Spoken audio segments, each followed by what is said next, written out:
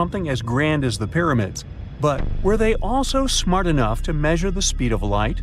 There's a theory circulating online that says exactly that. If you look at these two numbers, you'll see that they match completely. The first one is the speed of light in a vacuum measured in meters, and the second one is the latitude of the Great Pyramid of Giza. So, was it done on purpose, or is it just a coincidence? Well, happily, we can tell you that it's actually just a coincidence, not another conspiracy thingy. The Great Pyramid is just one of the many places in the world that share the same latitude. And more importantly, even if the ancient Egyptians had somehow measured the speed of light and chosen to keep it a secret from the rest of the world, they wouldn't have used meters to put it down. Meters were only defined at the end of the 18th century. The builders of the pyramids used a different unit of measure called cubits. 1 cubit is equal to 1.5 feet. Cubit was based on the length of the arm from the elbow to the tip of the middle finger, and it became popular in the ancient world. So if they wanted to impress the rest of the world and set the pyramids at a point that matched the speed of light in cubits, they would have to build their iconic constructions somewhere in Europe. And then the Danish astronomer who first measured the speed of light in 1676 would have been really upset to know that someone had done it centuries before him. So, although they were ahead of their time in many aspects, the ancient Egyptians never measured the speed of light or used longitude and latitude to map their locations. The base of the Great Pyramid of Giza might seem like a perfect square, but it's actually an 8-sided structure, not 4-sided. Each of its 4 sides has a subtle concave indentation that splits it evenly from base to tip. The official version is that a British pilot was the first to notice it in 1940 while flying over the pyramid. He took a photograph that showed shadows highlighting these indentations. Some people think these lines are only visible from above and can best be seen at dawn and dusk during the spring and autumn equinoxes. This has led to a freaky theory that the ancient Egyptians might have designed the pyramids to communicate with something looking at them from above. Now, the Great Pyramid is one of only 3 pyramids that used to have a swivel door. It weighed around 20 tons, but they could still easily open it from the inside. Its precise fit made it nearly invisible from the outside, with no visible latch or handle. There were only slight variations in the exterior stone that gave out an opening. The other 2 pyramids with similar doors belonged to Khufu's father and grandfather. The Great Pyramid also has a hidden void at least 100 feet long that was only found in 2017. We still don't know what lies within the space, what purpose it served, or if it is the only space of its kind. Researchers used the same tech to see through cathedral walls, Mayan pyramids, and even volcanoes. It depends on a natural shower of subatomic particles called muons. They pass more easily through empty space than through solid materials. So if they arrange multiple muon detectors around a structure, scientists can map out its solid and empty areas. A team of scientists placed muon detectors inside the Great Pyramid and allowed them to gather data for months. Scientists have analyzed samples of the mortar used to build the pyramids many times. Although we know its composition, modern technology still can't replicate it. The mortar is mostly made from processed gypsum, but it wasn't used like the cement we use for bricks today. Instead, they used it to support the joints between the massive stones as they were set in place. The estimated amount they needed to construct the Great Pyramid was around 500,000 tons of mortar. The gypsum mortar is stronger than the stones themselves and has held up for thousands of years. Now, all 4 sides of the Great Pyramid are aligned with the cardinal points – north, south, east, and west. According to geologist and engineer Glenn Dash, the alignment is accurate to within 4 minutes of arc, or 1/15th of a degree. The architects managed to achieve this without modern tools like drones, blueprints, or computers. Many researchers try to explain this construction miracle. Maybe they used the pole star or the sun's shadow. Dash recently proposed a new, simpler idea. The Egyptians might have used the autumnal equinox to align the pyramids. It happens twice a year when the Earth's equator passes through the center of the sun's disk, making day and night nearly equal in length. To test his theory, Dash conducted an experiment on the 22nd of September 2016, the first day of the fall equinox. He used a special rod the Egyptians had to cast a shadow and tracked its tip at regular intervals, forming a smooth curve. By connecting 2 points of the curve with a taut string, he created an almost perfect east-west line. Dash noted that on the equinox, the shadow's tip runs in a straight line, nearly perfectly east-west, and with a slight counterclockwise error. There's a similar error in the pyramids. Although his experiment was conducted in Connecticut, Dash believes that the same method would work in Egypt. All the ancient Egyptians needed was a clear, sunny day. They could determine the fall equinox by counting 91 days from the summer solstice. But they left us few clues, and no engineering documents or architectural plans have been found that explain their methods. So they might have mapped shadows, but it's not definite. Now, scientists have long wondered how heavy stone blocks were carried to the pyramid sites, and they might finally have an answer. A research team from the University of North Carolina, Wilmington, has discovered that 31 pyramids are likely to have been built along a long-lost ancient branch of the River Nile. It's now hidden under desert and farmland.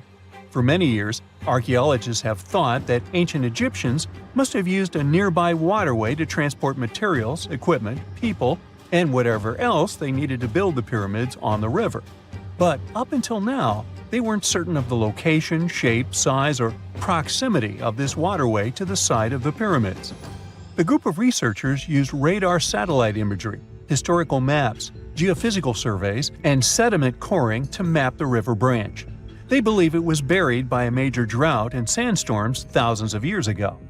The team managed to go below the sand surface and get images of some hidden features thanks to radar technology. They found hidden rivers and ancient structures running at the foothills of where most of the ancient Egyptian pyramids lie.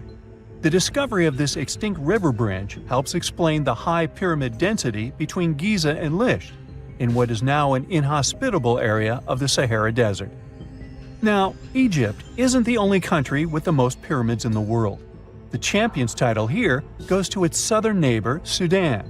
It has between 200 and 255 pyramids, compared to Egypt's measly 138.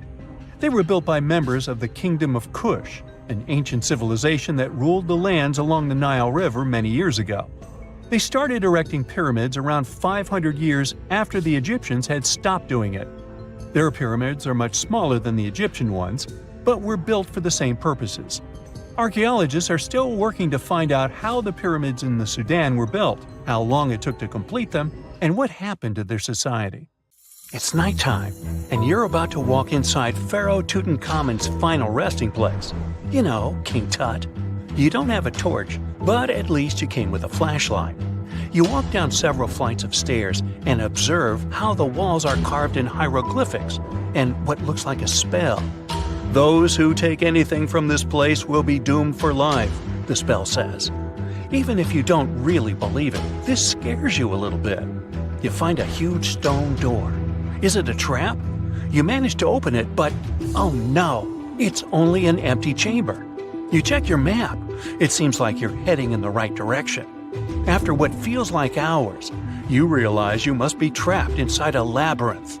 You try to retrace your steps, but you can't find the door where you came in from anymore.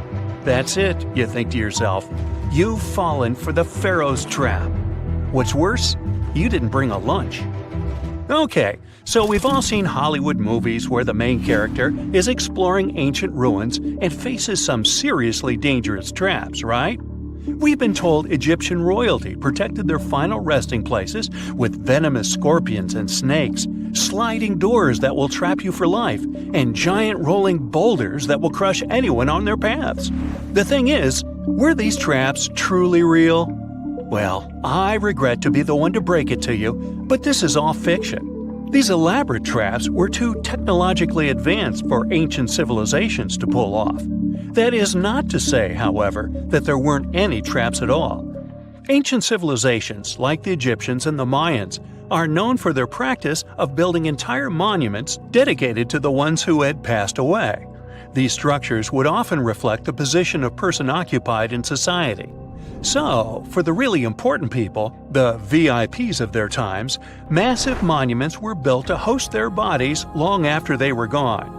Some of these civilizations believed that a person's life would continue on the other side of the veil. For that reason, A person would be buried together with the belongings of their current life. If they had a lot of money and power and stuff, that meant their resting places would be filled with riches and gold. Now imagine if you lived in ancient Egypt and you knew exactly where all the pharaohs' tombs were located and had heard rumors of the amount of wealth kept in these places. Maybe you would be tempted to go check it out, right? We're talking about large rooms filled from floor to ceiling with golden artifacts, jewels, and even money. I mean, it does sound tempting. And since there weren't any security guards protecting the entrance of these places, Egyptians needed to get creative as to how they would protect these riches. These old civilizations found some traps to be useful. A recurring one was building empty rooms inside the monument to confuse a burglar. Now, let's take a look at Amenhotep III's final resting place as an example. It was built in the city of Luxor, in a spot also known as the Western Valley of the Kings. Two French engineers originally discovered the monument between 1905 and 1914 CE. The structure is huge and has more than 10 chambers, connected by long corridors and steep stairways. The King's Chamber is the most hidden one, and for an outsider to try and find it, they will probably enter a lot of empty rooms beforehand. Other pharaohs tried to protect their riches by commissioning monuments with false doors concealing pits that were up to 20 feet deep. This way, an unwarned and unwanted visitor would be surprised by the deep hole on their way to the king's resting chamber. Alongside false doors, pharaohs made sure to build labyrinth-style corridors and false walls. This way, robbers could take hours or days before they found the king's real chamber. As to pits with poisonous snakes on them, if there were any reptiles inside these monuments, they probably got inside on their own and would most likely not stay there for long. There is no way snakes would survive years and years without food inside these pits. So yes, another Hollywood-induced belief right there. If these traps seem boring to you, archaeologists did find an interesting deterrent in the final resting place of the Red Queen of Palenque in Mexico. Palenque was one of the most powerful Mayan cities in pre-Columbian Mexico, and the Red Queen was believed to be the grandmother of the last Mayan king, undoubtedly a person of immense importance to the empire.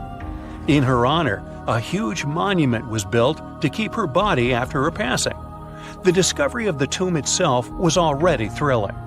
Archaeologists found an ancient monument when digging at the site back in 1994. The first thing they found was a room with a hidden door. Once they opened the door, they discovered a long corridor. Finally, at the end of this corridor was the Queen's chamber. The team of archaeologists was beyond excited to unearth this chamber with the mummy of the Queen herself still inside it. They found her to be accompanied by her pearls, jade shells, and expensive rocks. But as the team explored the remains, they saw something rather strange. The room was filled with a red-colored powder. Researchers knew that the color red was important to the Mayan people, and that much of their clothing and buildings were decorated with this color.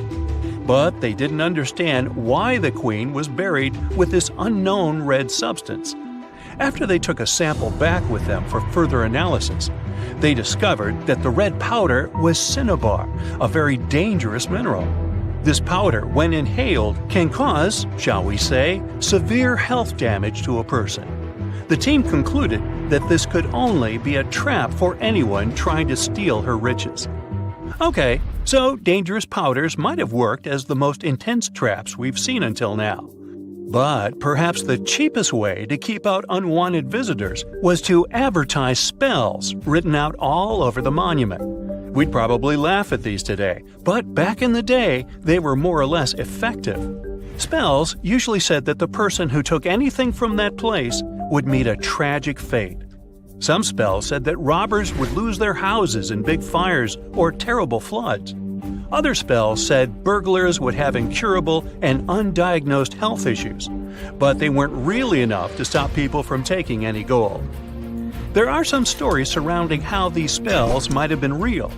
One of them is from the famous British Egyptologist Howard Carter, the one responsible for unearthing Pharaoh Tutankhamun's resting place in the 1920s. After months of unsuccessful digging, Carter discovered the tomb's existence by chance. He found the entrance to a stairway right beneath the soil where he had been searching all those months. With the help of a team, he cleared the piles of sand blocking the stairs and discovered a doorway. The door had several royal symbols carved into it, and Carter knew this could only mean a very important person had been buried there. And he was right. With a chisel, he made a hole in the top left-hand corner of the doorway and lit his vision with the help of a candle. He couldn't believe what he was seeing, the reflection of several golden and jeweled items crowding the chamber before him. Lost for 3,000 years, Carter had just discovered the final resting place of King Tut. But the story didn't finish here. This discovery was accompanied by a series of unfortunate events that led people to believe it had something to do with the pharaoh's spell. Carter himself mysteriously passed away just a few years later, and some of his assistants lost their houses in floods, just like one of the spells threatened. Some say it's just coincidental, as there's no real proof of these things being connected. Well, what do you think? Was this an effective trap after all?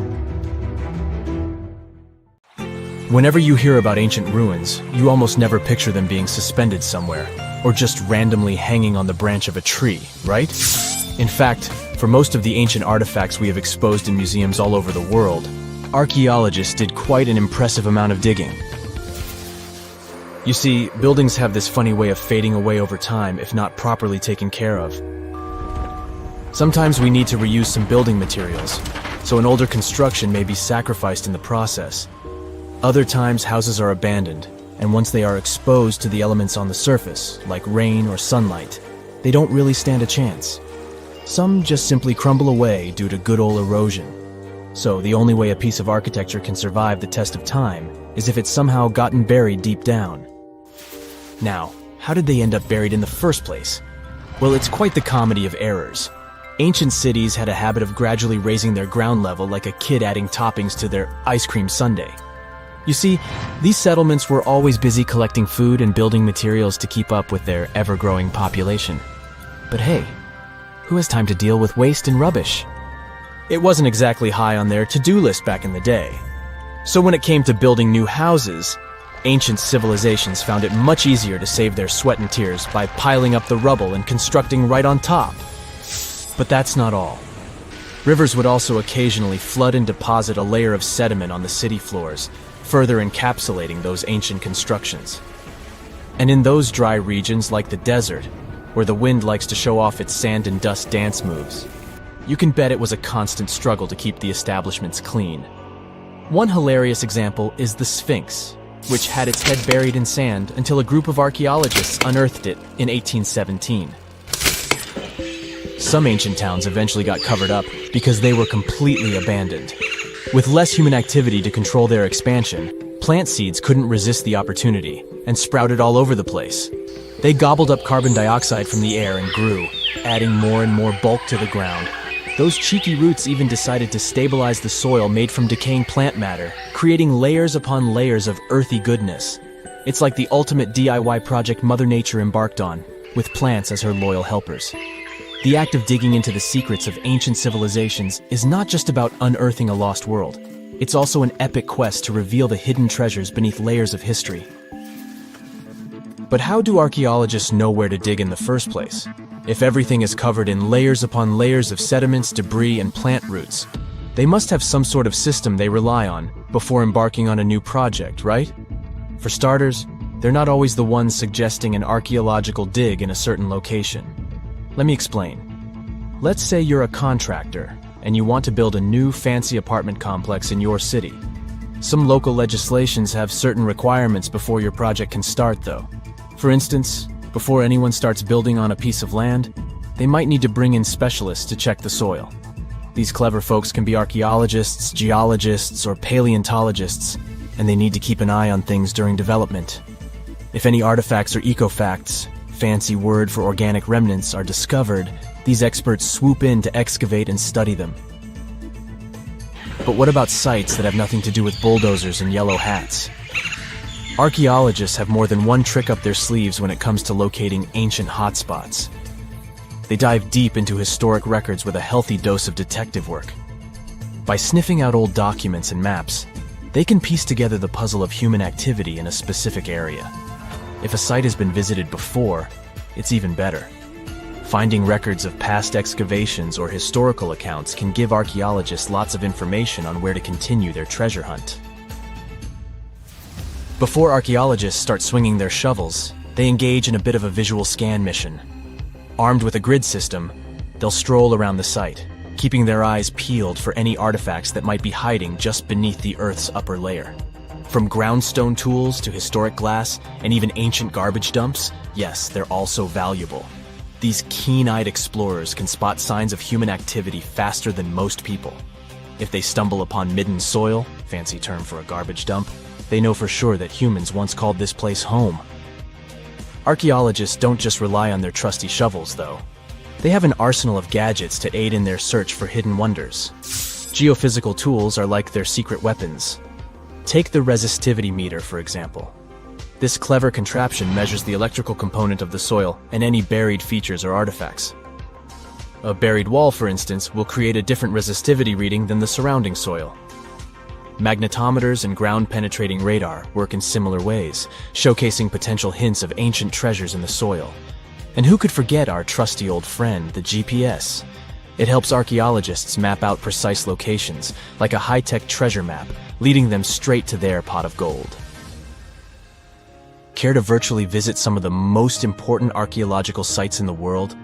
Well, follow me. In the United Kingdom, for instance, you'll find this interesting place called Stonehenge. It's one of many henges scattered around, but this one really takes the cake. Picture this: massive ancient stones standing tall and proud, arranged in a funky outer ring and an inner horseshoe, with some smaller stones thrown in for good measure. And guess what? These amazing stones have been around for over 5,000 years. Talk about a serious case of rock-solid longevity. Now, here's where it gets interesting. According to local folklore, the legendary wizard Merlin whipped out his magic wand and poof! He teleported these massive stones all the way from Ireland. Apparently, some giants had assembled them there, but Merlin decided they would look much better at their new location. Others think it's just the ruined remains of an old Roman spiritual edifice. These amazing structures were built by our Bronze Age ancestors. With their simple tools and limited tech, they managed to create this monumental masterpiece. Impressive, right? Unfortunately, there's still so much we don't know about this area. Stonehenge's initial purpose remains a mystery to this day. Sure, there are lots of theories, but scientists have yet to agree on the subject. However, we do know that it's perfectly aligned to catch the sunrise during the summer and winter solstices. The ancient city of Pompeii is an equally amazing archaeological site. Picture this: Mount Vesuvius, a notorious troublemaker, decided to throw a volcanic tantrum and completely covered this ancient Roman city. It turned it into a time capsule, located outside present-day Naples in Italy. Fast forward to the year 1748, when a bunch of adventurous explorers stumbled upon Pompeii. Lo and behold, they discovered a treasure trove of well-preserved goodies: streets, houses, food. Probably a bit stale by then. Blingy jewelry, fancy sculptures, colorful frescoes, everyday household items, and even animal and human remains. It was like an epic archaeological party. From the looks of it, Pompeii had it all. Fancy houses and villas, a massive 20,000-seat arena, cute little artisan shops, hangouts like taverns. And let's not forget the saucy spots like those luxurious bathhouses for some intense pampering. There's also the Sanctuary of Apollo, where people used to gather for their daily dose of worship. And of course, the bustling heart of the city, the Forum of Pompeii, where all the cool people used to hang out. And guess what? Pompeii is so cool that it made it to UNESCO's World Heritage List back in 1997. That's like the ultimate Hall of Fame for historical awesomeness. It also includes many other famous buildings and sites, like the Taj Mahal in India and the Acropolis of Athens in Greece. Now here's something. Baltic amber is one of the most common resins found in the world. The resin for this, is that due to the vast forests of pine, their numerous deposits are so common they provide wonderful treasures from long ago. Ants are especially common in the Baltic amber, which comes from pine trees. Its resin is rich in sugar, so the ants often live amongst the trees, close to the easy source of food. One block found in East Germany has preserved one ant that is estimated to be about 48 million years old. Think of the birthday cake. But what makes this find interesting is another animal inside the amber. It's a mite, notorious hunters in the insect world, capable of traveling at great speed. These guys quickly latch onto their hosts, sucking them dry. They're also capable of destroying entire hives in one go. And within this piece of amber, the amber provides a display of their final struggle. In Southeast Asia, feathers belonging to something unique have been found from 80 million years ago. They were captured in resin during the Cretaceous period, a peak time for dinosaurs. The many feathers inside are from the coelurosaur. It looks like a dinosaur, but this animal is more related to birds. Other feathers like this have been found in resin. They belong to avian and other non-flying dinosaurs. The discoveries have helped reimagine what dinosaurs actually look like. Still, dinosaurs may have had feathers instead of being completely bald. Of course, for most of them, the feathers weren't used for flying, but they helped the dinos stay warm. However, the feathers weren't all that was found, and a part of the coelurosaur's tail is also preserved. Still, it's so small and ancient that its DNA hasn't survived to map their entire genome. The enclosed tail is also very delicate, and it can't be removed from its protective amber shell.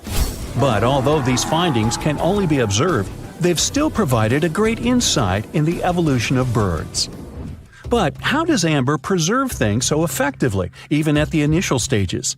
The trees produce the resin to protect any small gaps in the bark against feeding insects.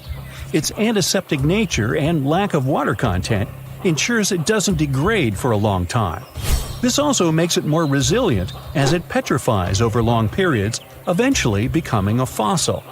Some of the oldest amber ever found was from the Triassic period, showing how long it can last. The pieces from Italy are about 230 million years old. And inside one of these ancient droplets holds the oldest arthropod ever recorded. This mite found inside has provided a broader understanding to their evolution. Today, they're known to mainly annoy gardeners by feeding on the petals of flowering plants. However, at the time the mite was caught, flowers didn't have any petals, and it would be without this tasty meal for another 100 million years. Now, 100 million years ago, Myanmar was part of Gondwana, the great supercontinent. At that time, Myanmar wasn't part of Asia yet. But it was still lush with a great forest, which contained many species of lizards that lived amongst the undergrowth, hiding away from dinosaurs. Many of them had been stored within amber. This fact helped discover ancestors of geckos and chameleons. By using CT scans, scientists have analyzed them, providing a glimpse into the formation of their scales, teeth, feet, and claws. It also provided an understanding of how these archaic creatures once appeared. Although mostly pieces of lizards, by using modern technology, the scientists have been able to create 3D images of the lizard. These images can reveal how those guys appeared in their full form. The images show that they still retain some of their exact features to this day, like the chameleon's sticky pads used for climbing. A salamander fossil from around 20 million years ago is one of the most intact specimens ever found in amber. Details of its final moments show that it had been attacked before getting stuck in the resin. However, what's confusing about this find from the Miocene era is that the amber was found in the Caribbean, but it came from a tree that's closer related to those from East Africa. The lizard also has ancestry from the same area. Finds like this have opened a whole new understanding about how these small lizards migrated. It's expected that they would have ridden fallen logs, which took them across the seas to new homelands, not only to the Caribbean, but to all continents except for Antarctica. Nobody goes there, it's too cold. In the Dominican Republic, you can find some of the rarest of all ambers. This Dominican amber came from neotropical forests from around 20 million years ago. Many of the trees that made the resin are now extinct. The amber is almost completely see-through and can come in an array of beautiful colors. The most common colors are red, yellow, and even blue, and are easily mistaken for gemstones. One was found with a flea caught in it, dating to when the forest was at its peak and the mammalian variety thrived. Fleas were likely common at the time, and this flea in particular had recently fed on a mammal before getting stuck. However, something more intriguing was found within the flea. While scientists checked what mammal DNA was within the flea, they found that it was carrying an ancient bacterial blight. These blights have been constant throughout Earth's history, dramatically decreasing populations of animals and plants. This now extinct blight in the amber helped scientists determine how much the bacteria have evolved and how it spread. Now, most remnants of insects inside amber aren't much more than the exoskeleton bodies. But with some found in Myanmar, they were so well preserved that even the color of the insects is still intact. Colors in nature appear in three different ways. The first is bioluminescence, that's produced by a chemical reaction within a living organism. The second is about pigments, where the color appears in an animal or plant tissue. The third is called structural coloration, and the production of colors here is explained by microscopic surfaces fine enough to react with the light. The rare insects in amber were found in the form of structural coloration, but only at specific wavelengths. It all explains the very intense colors rarely found. 99 million years later, these bugs can still show their vibrant colors – blue, purple, and green. Some of them appear so different in color and shape that they almost look like they're from another world. Which of course they are, a very old one. Ants have been around for about 168 million years, based on fossil evidence provided. They're well known for their social hierarchies and their hive mind system. They've dominated almost every corner of the insect world, but when these social capabilities came about have been difficult to determine. Yet, recently, amber dated from 100 million years ago has shed some light into their evolution. Several amber pieces have preserved various ant types, including the worker ants, guardian or soldier ants, and even a queen ant. Before these pieces were found, it was estimated their social nature occurred millions of years later. A piece of amber, dated 100 million years ago, helped shed light on the evolution of birds. A perfectly preserved bird that hatched preserved in amber was already equipped with its flight feathers. With the earlier physical abilities, they would be capable of moving around the nest by themselves at a very young age, and it's expected they could search for their own food almost immediately. But as birds continue to evolve and spend more time in the skies, their brain developed larger for their cognitive abilities. After hatching, their early development was then more focused on the brain, and the chicks slowly became more reliant on their parents over time. In Spain, a massive treasure trove of amber and other fossils has been found. Inside, there were remnants of an entire ecosystem that existed 110 million years ago. A bunch of individual fossils were found. The vast collection includes many types of insects, mollusks, arachnids, plants, 50 different dinosaur bone fragments, feathers, and hair from mammals, and a McDonald's burger wrapper. Nah, just kidding.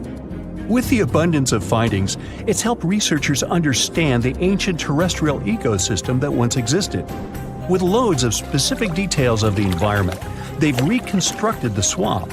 This way, it's now possible to experience what it was like in the world of dinosaurs. Have you heard of Göbekli Tepe? It's an ancient site in Turkey that literally made historians rewrite history books. Over 11,000 years ago, a group of prehistoric humans crafted an enigmatic masterpiece that's even older than Stonehenge.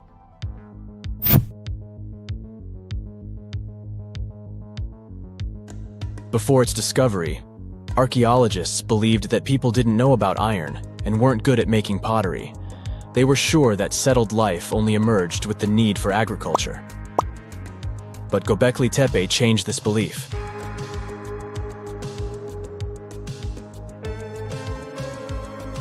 The place has revealed that it was the temple that paved the way for a settled life, not agriculture.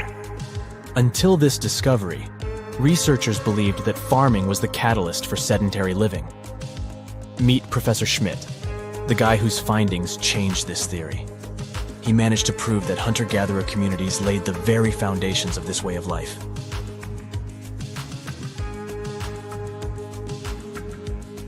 Back in the 1960s, other archaeologists visited the area, but they totally missed the mark. While surveying the region, they stumbled upon a hill with scattered limestone slabs and concluded it was just an old burial ground from medieval times. Little did they know that there was so much more to uncover.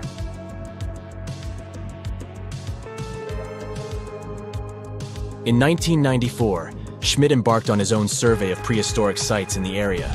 Surprise! He instantly realized he had discovered something truly extraordinary. Unlike the nearby flat and barren plateaus, Göbekli Tepe had a gently rounded top, rising 50 feet above the surrounding landscape. Funny enough, the translation of this place's name is Potbelly Hill. Schmidt was sure only humans could have made something like this.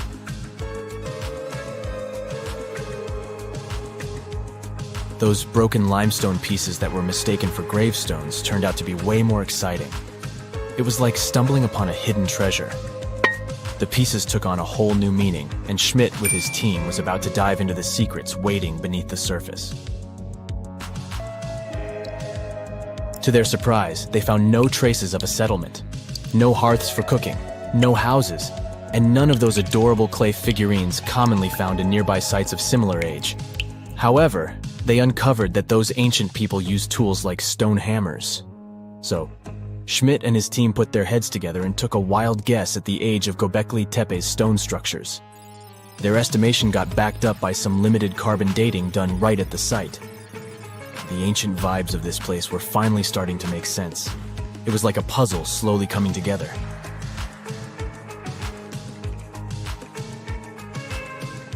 You may think that back then, people didn't have special tools to create something as cool as Göbekli Tepe. Not true. Turns out, these prehistoric folks used flint tools instead of fancy metal chisels. They were also skilled at chipping away softer limestone and crafting pillars right on the spot. Afterward, they carried the pillars a short distance to the summit and placed them upright. Once the stone rings were complete, they covered them with layers of dirt.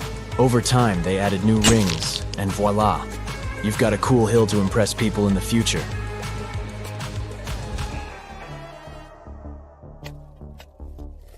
During their first year of excavation, the team went through 15,000 pieces of animal bones from wild creatures. These people didn't have pet animals or grow their own food. They hunted wild animals for their meals. But things were about to change, because the place had everything they needed to start farming. Scientists say they had wild sheep and wild grains that could be domesticated. And guess what? Just 20 miles away, geneticists found evidence of the world's oldest domesticated strains of wheat at a prehistoric village.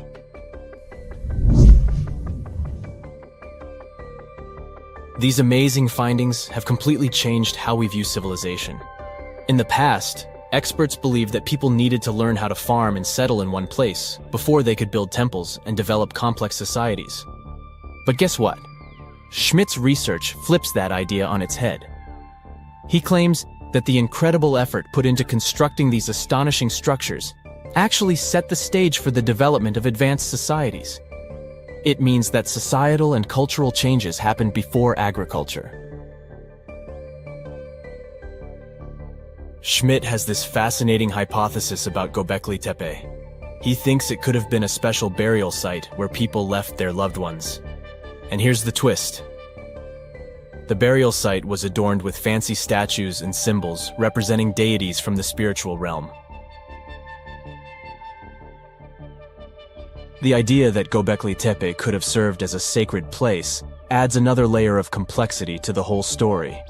While the site's true purpose may remain elusive, Schmidt's insights invite us to consider the profound interplay between life and the afterlife, and the deep reverence ancient hunter-gatherer societies may have had for their departed ancestors. Now let's talk about the stars of the show, the mesmerizing T-shaped columns that dominate Göbekli Tepe. These mysterious structures range from 10 to 20 feet tall and most likely represent stylized human figures. But one figure stands out from the rest, the three-dimensional lion relief. This depiction really fires up our imagination. Why? because it hints at the possibility that lions roamed Anatolia during the Neolithic period.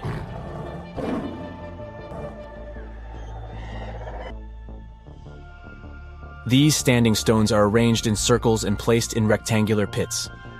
Each circle has a similar setup: 2 big T-shaped pillars in the center, surrounded by slightly smaller ones facing inward. Talk about a stylish arrangement.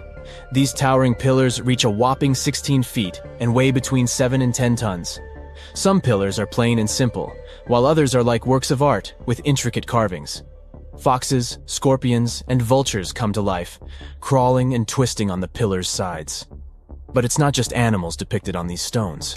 Some pillars have abstract shapes representing humans, and even small carvings of clothing items. Some of them even have belts. Now, there's one pillar that stands out from the rest like a rock star. This super old stone pillar suggests that a comet crashed into Earth. It happened during a chilly period that lasted about 1,000 years. Previous studies examining Greenland ice cores hinted at this comet theory, but now the carvings at Göbekli Tepe prove it right.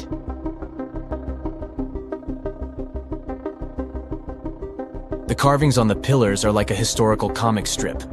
They even show a headless human figure. Researchers fed the images into a computer and discovered their connections to constellations, indicating that this temple might have been an ancient observatory. It's like our ancestors were trying to document this cataclysmic event in their own unique way. Archaeologists have been excavating and researching Göbekli Tepe since the mid-1990s, peeling back layers of history and providing us with a deeper understanding of the intricate relationship between various elements. They have no plans to stop the whole process for another 150 years. Who knows what else they'll find? You see, Göbekli Tepe has been labeled purely as a ritual site with no signs of domestic activities. We were led to believe that the absence of water meant it couldn't support semi-sedentary communities. But scientists believe it's time to shake things up and approach Göbekli Tepe with fresh eyes. It's time to question what we believed before and use new evidence and different ways of thinking. Like, there might have been a group of people living in the area who didn't stay in one place all the time. They moved around a bit but still had their own civilization, living in the area semi-sedentarily. Göbekli Tepe is not just home to a single temple, but an astounding collection of over 20 ancient structures. As archaeologists delve into the depths of this wonder, they are unraveling its unique layout, featuring 2 prominent focal points at the heart of each establishment, complemented by smaller structures and dividing walls. What's even crazier is that in this area, there are over 200 obelisks, which are narrow tapering monuments. Before we get into the reason why and how there are pyramids all around the world, let's talk about some of the examples. I'll start with the Pyramid of the Sun in Mexico. These folks really knew how to build a city. Their well-planned urban center spanned over 7 square miles and boasted several pyramids. But the Pyramid of the Sun is the most impressive. This giant pyramid was built way back in 100 CE and is one of the biggest structures of its kind in the whole Western Hemisphere. It's so big that it's 216 feet high above the ground. If you ever find yourself in this ancient city, you won't be able to miss the Pyramid of the Sun. It's right there on the east side of the Avenue of the Dead, the city's main north-south street. To build this incredible pyramid, around 1 million cubic yards of material were used, including a special kind of red volcanic rock called hued tezontle. Impressive, huh? We don't know too much about the people who built the Pyramid of the Sun or its purpose. But archaeologists believe there was once a temple on top of it. When explorers went below the pyramid in the 1970s, they found a bunch of cool tunnels and chambers. In 2011, they even found a secret stash of clay pots, obsidian pieces, animal bones, human figurines, and a mask. Who knows what other secrets the pyramid is hiding? If you decide to see this one, you must climb the pyramid using the 248 uneven steps on the west side. Watch your step. Sudan got some pyramids too. Nubian pyramids aren't as big as the ones in Egypt, but they still got around 200 of them. These ancient pyramids have been home to the tombs of the pharaohs of the Meroitic Kingdom for almost 1,000 years, who ruled Egypt from Nubia to the Mediterranean Sea. The pyramids at Meroe were constructed using granite and reddish sandstone. Oh, and did you know that Sudan has more ancient pyramids than Egypt?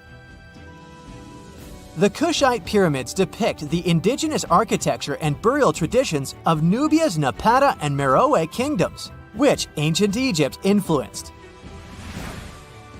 Meroe, the burial site of over 40 queens and kings, is the most extensive Nubian pyramid site.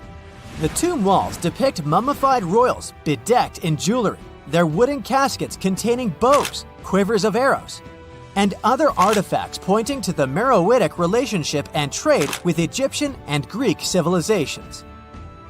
So if you're looking for some ancient tombs to explore, you may consider skipping the crowds in Egypt and heading on down to Sudan. Let's fly to Iraq to see some more pyramids. Ziggurats have fancy receding layers and tiered temples. Instead of a smooth exterior, it has tiers like a cake, perfect for all the important work and rituals that went on inside. You can find these towering structures scattered throughout Iraq and Iran, and they're a real testament to the power and skills of the people who built them. One of the biggest and most impressive ziggurats is the ziggurat at Ur. It's basically a giant rectangular pyramid that stands a whopping 70 to 100 feet tall, with 3 levels of terraces and a temple on top. Can you imagine how many baked bricks it took to build that thing? Try 720,000 for just the lower portion. This particular ziggurat was built for Sumerian king Ur-Nammu. Similar to other ones, this pyramid has been around for thousands of years, so it got a little rough around the edges. Thankfully, the Babylonian king Nebuchadnezzar II and some archaeologists came to the rescue in the 6th and 20th centuries respectively, and now you can find this near Talil Air Base. The ziggurat at Ur was built in 2100 BCE by King Ur-Nammu for the moon deity Nana. It was the tallest building in the city, and you could see it from miles around. It was like the medieval cathedral spire of its day. People would come here to bring their agricultural surplus and get their food allotments and seek spiritual nourishment. Sadly, the Nana temple at the top of the ziggurat didn't survive, but we do have some blue glazed bricks that may have been part of its decoration.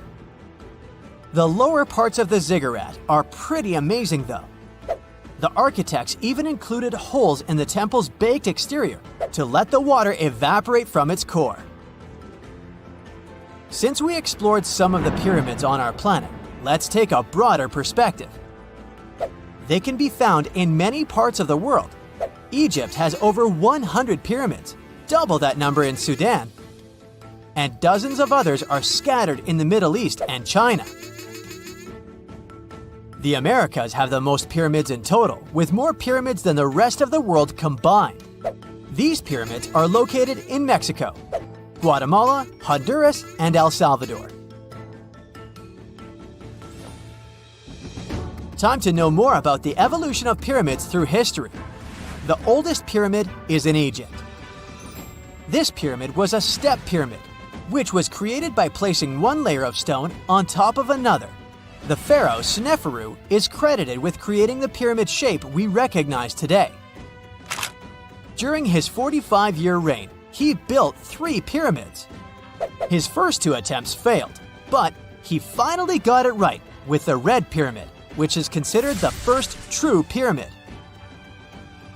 It was Sneferu's son, Khufu, who built the Great Pyramid of Giza, which was the tallest human-made structure on Earth for almost 4,000 years.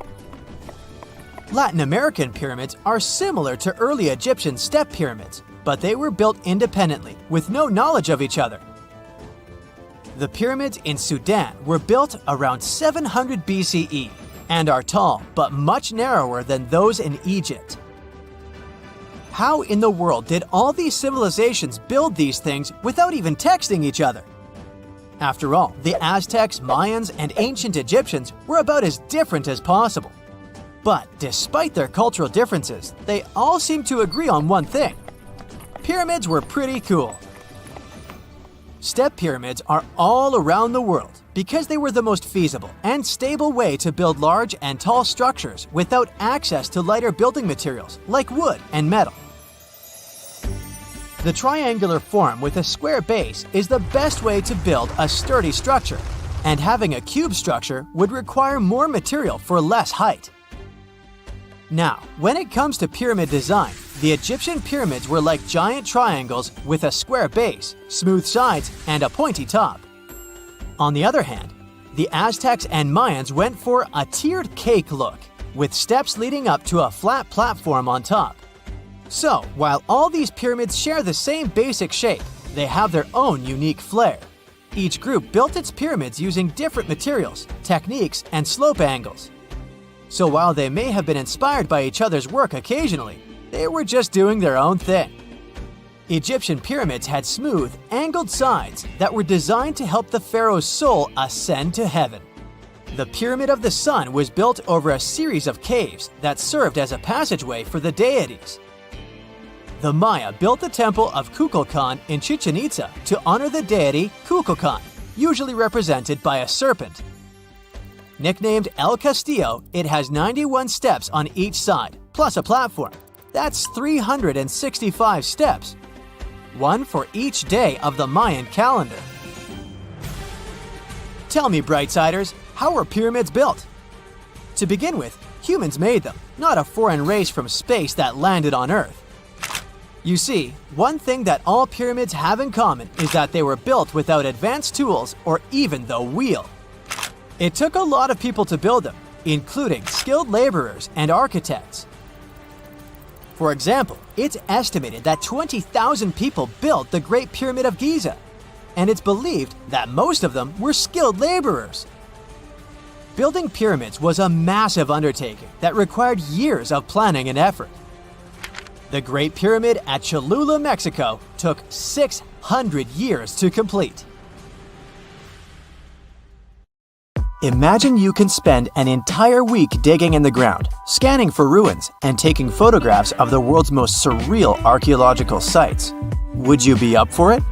Grab your magnifying glasses, and let's do some digging.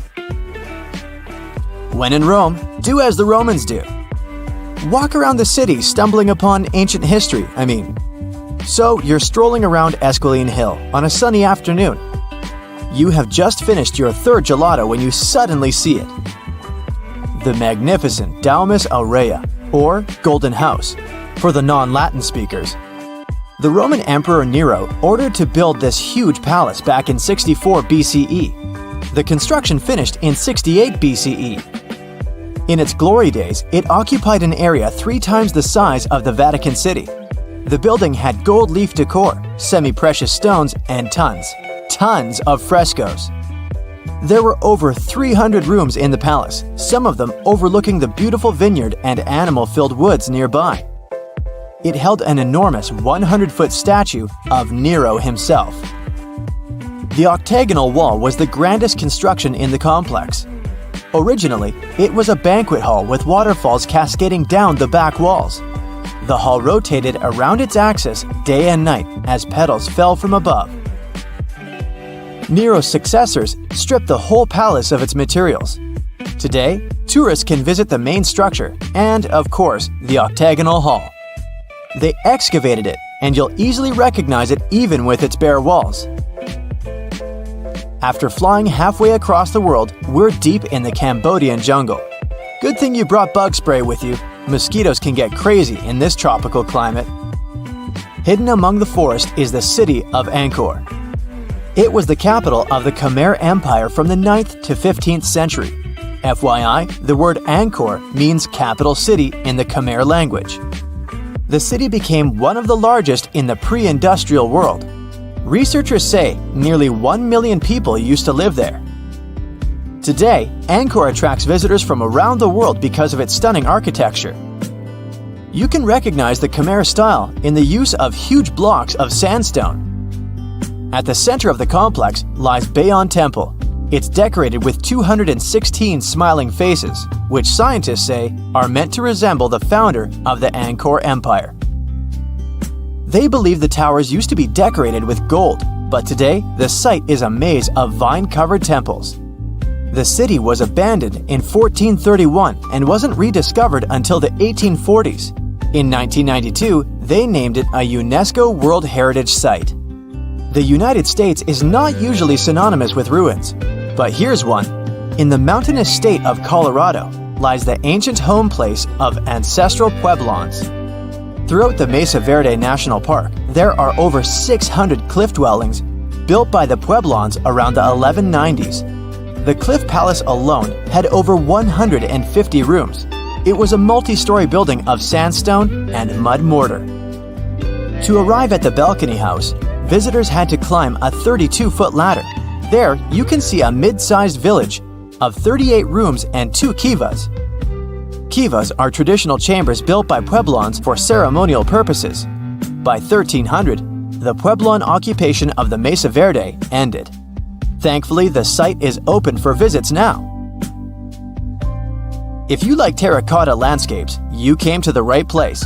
The city of Petra is a marvel of the ancient world. Located in Jordan's desert, the city was a commercial hub back in the 4th century BCE. The Nabataeans, an Arab Bedouin tribe, lived in the so-called Rose City and thrived for many years, accumulating a significant amount of wealth. They invented an innovative water management system that made the region habitable. The rock-carved gate-like structure Petra is famous for is what is called the Pharaoh's Treasury. It stands at the main entrance to the site and is said to have a hidden treasure beneath it. In the early 2000s, the site was named one of the 7 new wonders of the world. All the way in South America, in the country of Guatemala, lie ancient Mayan ruins. The lost city of Tikal is a site made of 12,000 buildings, the remains of the capital of the ancient Mayan Empire. It is comparable in importance to London or New York. The North Acropolis is Tikal's most ancient complex of monuments. Built solely by human hands in 750 BCE, it served as the resting place of kings and chiefs. Back in the day, the step pyramid temples were painted a beautiful red. Mayans loved that color. Today, of course, you'll only see the limestone. Archaeologists have no clue as to the cause of Tikal's decline. Was it drought, disease, or something else altogether? Located on the left bank of the river Tigris is a strange old ruin, a battered archway. It belonged to a city named Ctesiphon, the jewel of the Persian Empire for over 800 years. The city hosted an extravagant palace, decorated with a glass mosaic, jewel-adorned carpets, and a lot of marble. What is it with royalty and marble anyway? The arch was part of an imperial palace complex. Until modern times, it was the largest man-made freestanding vault. Notice how there are no pillars sustaining it. The enormous wealth of the city made it a constant target for other empires, until it eventually fell. In the mood for some more Mayan ruins? Chichen Itza is an archaeological site with the best preserved pyramids on Earth. Located in Mexico's Yucatan state, this Mayan city is well over 1,500 years old. At its peak, it was home to 35,000 people. The site has a total of 26 ruins to be uncovered. The highlight here is El Castillo, a tremendous step-like temple standing 80 feet above the ground. Its most peculiar feature is that it has 91 steps up each of its 4 sides, including the upper platform. It makes for 365 steps, the number of days in the solar year. The oldest lost city in this list dates back to the Neolithic period. It was when us, human beings, started farming for the first time, instead of living a fully nomadic lifestyle based on hunting and gathering. Located on Orkney Island off the coast of Scotland is a prehistoric site known as Skara Brae. Thanks to good restoration, the site is very well preserved. You can see prehistoric dwellings with hearths, stone-built furniture, and even primitive toilets. Researchers found runic symbols on the site, which means they could have attempted some form of writing. Ah, Greece. Fancy some feta cheese, anyone? We've arrived at the focal point of archaeological sites, but today we're exploring one in particular, the Colossus of Rhodes. Also known as the Bronze Giant, it used to be one of the 7 wonders of the ancient world, standing in the harbor of the Greek city of Rhodes back in the 3rd century BCE. The Colossus was said to be 105 feet tall. It's believed that the statue was built with the help of 900 camels. Sadly, it only stood for 54 years. A ravaging earthquake tore it to pieces, so visitors would come and see only a giant foot. Now, there is a whole load of nothing where the statue once stood. I think it's safe to say there are a lot of random ruins on walls spread across the globe. And our final visit for the day consists of exactly those. All the way in northern England lies the ruin of Hadrian's Wall. The Roman emperor commissioned the wall in order to separate his empire from Britain's. The original wall was a lot grander than what is left of it today. But still, the ruins are pretty impressive. They consist of a 73-mile structure stretching from one coast to the other. Back in the day, Hadrian's Wall hosted 17 large forts and numerous observation towers to ensure the maximum safety of his empire. The wall fell into oblivion when the Romans left Britain at the start of the 5th century. People began looting it to build churches, farms, and even houses. Today, if you decide to visit the ruins, you'll only see waist-high fragments of stone. But still, pretty neat, huh? All fossils are exciting for paleontologists. Yes, they need to get out more. But some might look terrifying to regular people. For example, look at this picture of tentacle arms and octagonal-shaped heads. When it first appeared in mass media, internet users claimed that it was some ancient organism that had come from space. Others thought the story was fake. But in fact, both the picture and the fossil are real. The fossil is known as a mortality plate, a fossilized representation of a mass extinction event of one or several species. The fossil actually contains more than a dozen specimens of a type of marine organism called a crinoid. Despite their looks, crinoids were not plants but marine animals. This particular species lived deep underwater on the seafloor. Crinoids were related to starfish, sea urchins, and brittle stars. These creatures could attach themselves to the seafloor with stalks made up of flexible porous discs connected by soft tissue. The stalks were hollow, and that's where the animal's nervous system was located. Crinoids absorbed oxygen through thin-walled tube feet. The creatures usually reached the length of more than 8 inches and had 5 arms lined with leathery-looking tentacle-like structures. They fed on plankton and sloughed off organic material. Now, even though these fossil finds seem to be super exciting, few creatures in the fossil record confuse scientists as much as the Tully monster. This curious sea creature sported a toothy, trunk-like snout and eyes splayed out on a rigid rod.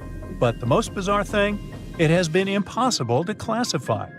Researchers have been considering a variety of organisms, for example, segmented worms, swimming slugs, and primitive eel-like creatures, since the monster was discovered in 1966.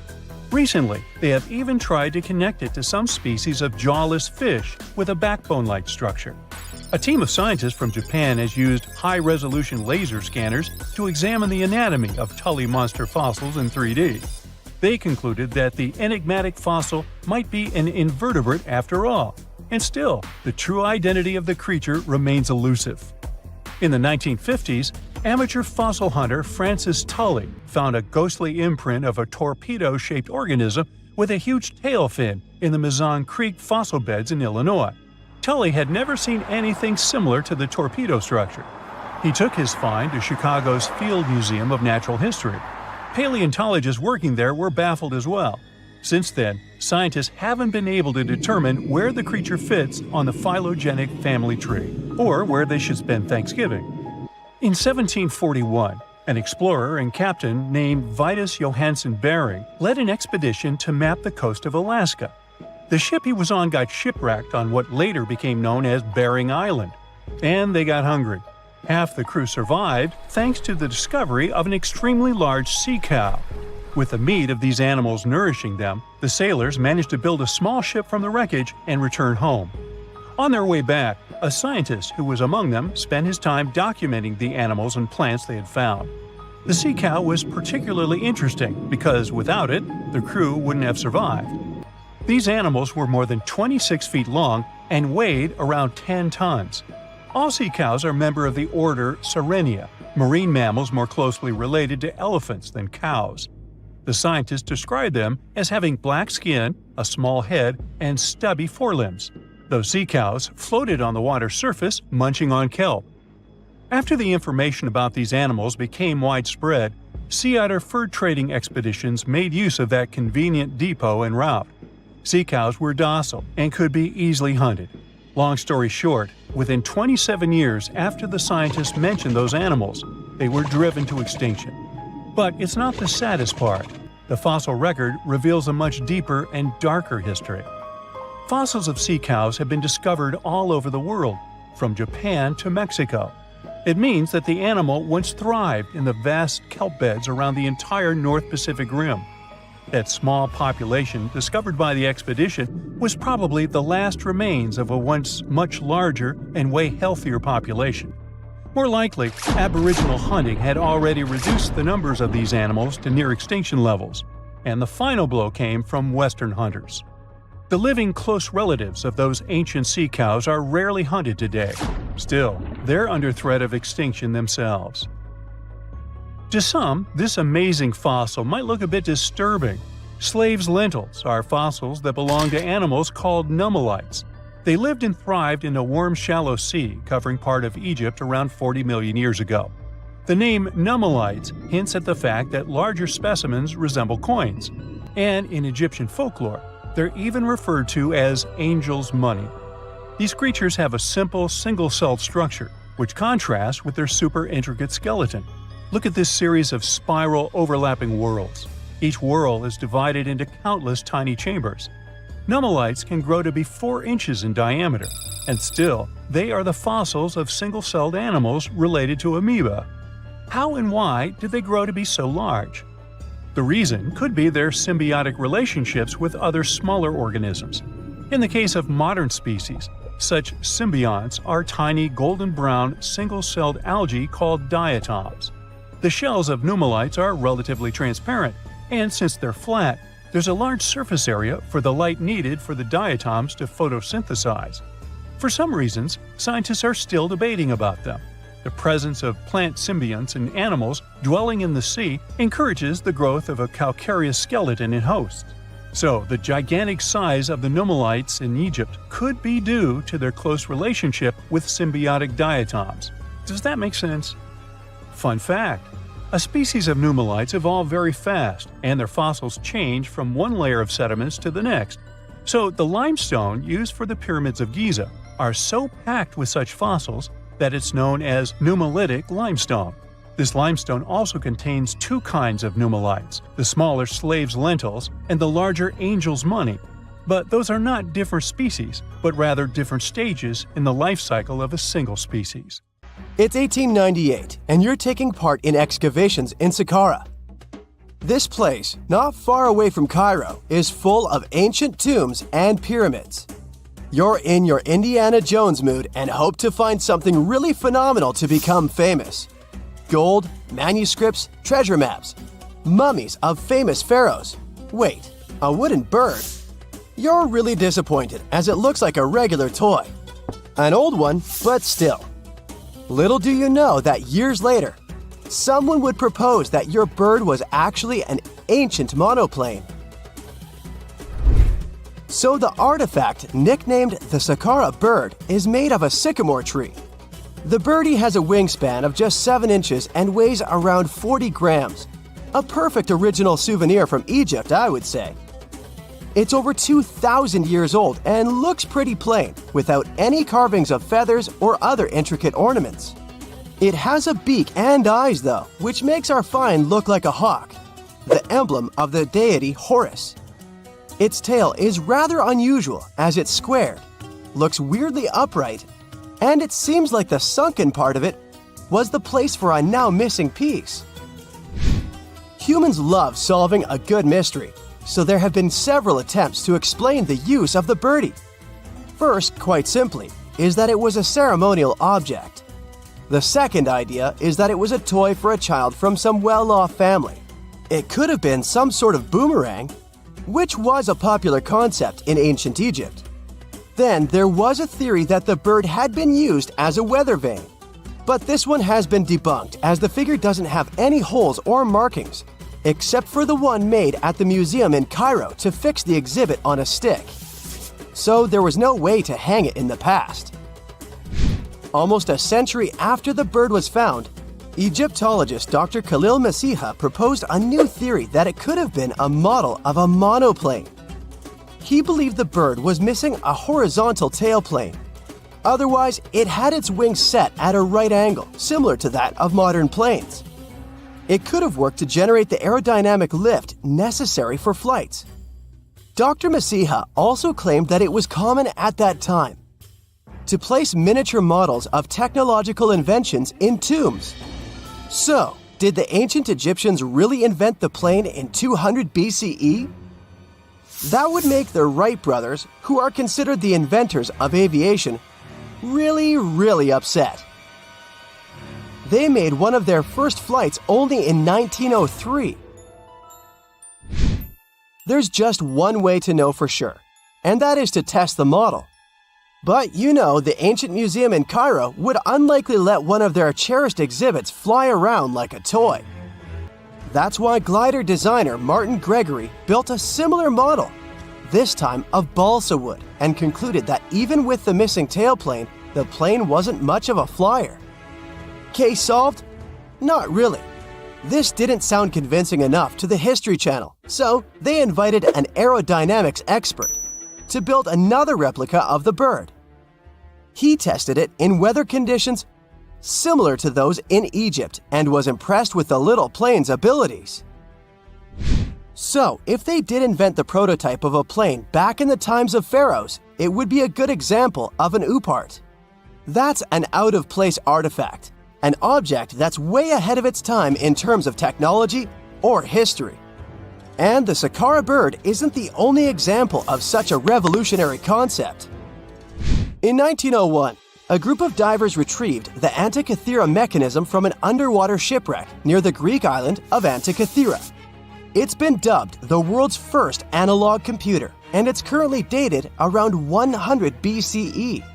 The bronze mechanism could tell the position of the sun, moon, planets, and stars, as well as the lunar phase, the dates of upcoming solar eclipses, and even the speed at which the moon moves through the sky. No one's sure who used it and how or where it was made. But it's obvious that it's extremely precise and way too advanced for its time. The first flushing toilets in the world were invented in the middle of the 20th century. Just kidding. The ancient Minoans on the Mediterranean island of Crete and the Indus Valley civilization both came up with this brilliant invention at the same time, around 4,000 years ago. The plumbing and sanitation were so well done that no one managed to design anything better until 2,000 years later. One ancient Minoan lavatory was discovered at the Palace of Knossos. It looks like it had a wooden seat set over a tunnel that directed water from a rooftop reservoir to an underground sewer. Other varieties got water from jugs. Only the super rich people could afford all this glory. So if you wanted to shop for real estate back then, the flushing toilet would be a telltale sign you were in the rich neighborhood. Automated doors became a cool, seemingly new invention back in 1931. But the technology behind them is actually much older. Think the 1st century CE old. Mathematician and engineer Heron of Alexandria came up with a hydraulic system to open and close temple doors. To bring it into action, you need to light a fire to produce heat. There was a brass pot under the fire, half filled with water. The inventor connected the brass pot to containers that acted as weights. When the fire was burning, the water moved into the containers. They went down and pulled the ropes. It was nothing like a supermarket door that opens in front of you before you even have time to think. Heron's door took hours to open, and there was no way to stop the process. That's why they only opened the doors once a day before people entered the temple, to add some mysticism at the temple during ceremonies. Spooky. Looks like the first ever battery was invented in Baghdad around 2,000 years ago. A German archaeologist found this oval-shaped clay jar in 1938. Scientists are still not sure what purpose it served and who exactly invented it. There is a theory that it was used for electroplating objects with precious metals. When they filled it with a weak acid like vinegar, the battery produced around 1 volt of electricity. Another theory says it was a vessel for sacred scrolls. Would you like to buy contact lenses designed by Leonardo da Vinci himself? In 1508, he invented a glass lens with a funnel on one side. You were supposed to wear it with water inside to improve your vision. Sounds a bit uncomfortable, doesn't it? So, around a century later, French scientist René Descartes decided to improve the idea and make the cornea contact the future lenses. Contacts because they contact your eyes, get it? The glass tube with liquid did help improve vision, but blinking was sadly impossible. 2.5 centuries later, new technologies in the glass industry let scientists design contacts that would fit in the eye and even let the wearer blink. Thanks, guys! Still, those lenses were made of heavy blown glass and didn't let the eye breathe. About 50 years later, contacts became plastic, lightweight, unbreakable, and scratch-resistant, but still covering the entire eye.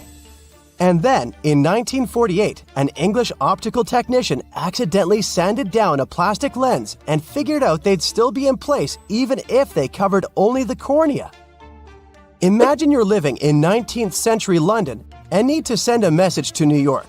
It would have taken about 10 days to get there by ship. So when delivery time went from days to hours in 1858, it was a true sensation. The first message was sent by Queen Victoria herself. It was all made possible thanks to the transatlantic telegraph cable, running under the ocean. Sadly, the new cool invention only lasted a few weeks. It took years to bring it back to life. A comfortable abode with a gorgeous view of the Mediterranean Sea will serve as a perfect rain shelter. Well, this is what a real estate advertisement might have looked like for Neanderthals 100,000 years ago. Welcome to the weird and wonderful caves you could live in, or not. Of course, back then, neither real estate and advertising had been invented yet. Never mind the fact that Neanderthals couldn't build houses and often lived in caves. Yet, one of those caves looks an awful lot like a residential building. It's situated inside a high limestone cape called the Rock of Gibraltar. If the Neanderthals had had an economy, the caves inside this rock would have cost a bundle.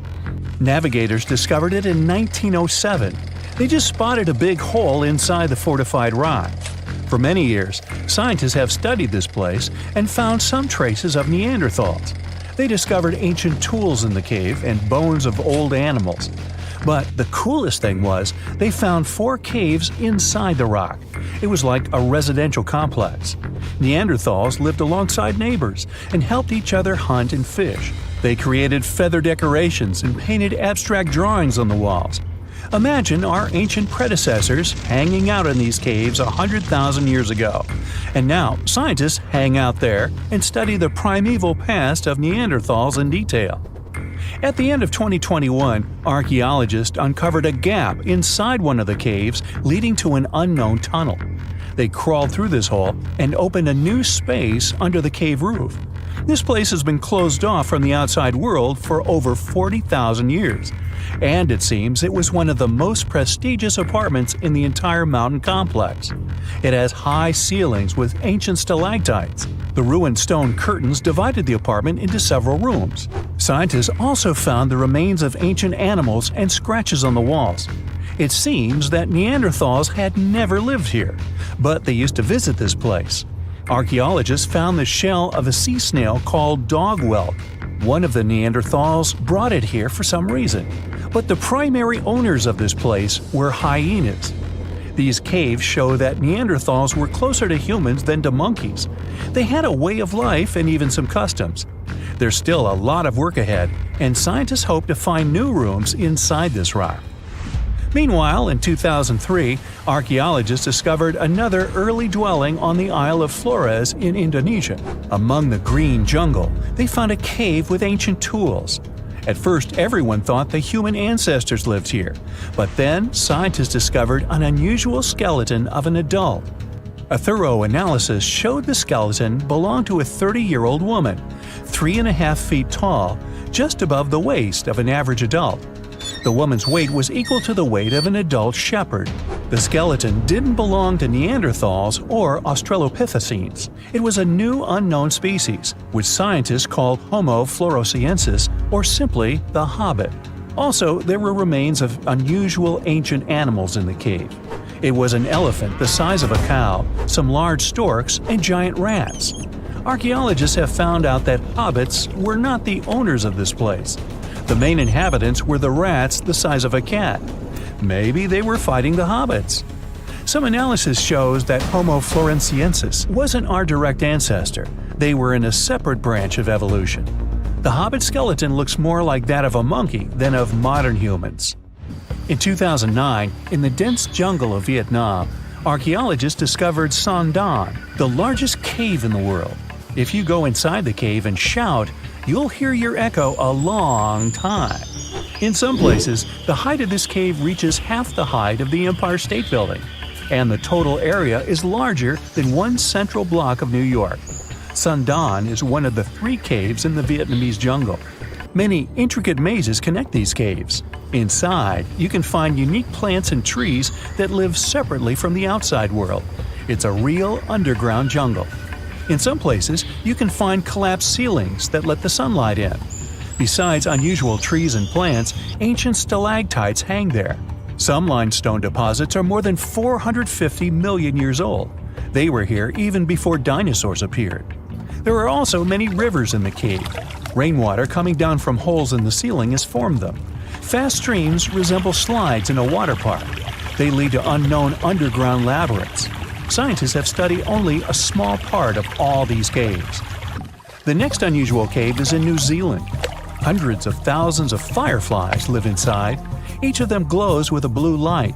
Together, they light up the cave. It may seem to you that you're on another planet, but you can't stay there for a long time. Special air measuring devices are everywhere. Scientists monitor the level of carbon dioxide necessary for the normal existence of fireflies. These insects are sensitive to the environment. If there are many people in the cave, or they stay there too long, the park staff will ask them to leave the place. It's like you're literally stealing oxygen from the fireflies. We've seen some pretty amazing caves so far, but how about a scary one? We're going to the desert of Yemen's Al-Mara province. What we're looking for is not a cave, it's just a black hole in the ground, right in the middle of the desert. It's big, the size of a basketball court. It's not its size that could scare you, but what's inside. Scientists are still not sure what it is. From the depths of this black abyss, a disgusting smell of rotten eggs constantly comes out, and sometimes you can hear some strange, frightening sounds. The blackness of the giant hole in Yemen absorbs all the sun's rays, so you won't see what's there even with a powerful flashlight. People flew over this place by helicopter. They filmed using drones and the most powerful lenses, but they didn't catch anything except darkness. It looks like a big ink spot in the middle of golden sand. The locals are afraid to approach this place. They believe the cave leads to another dimension where evil creatures live.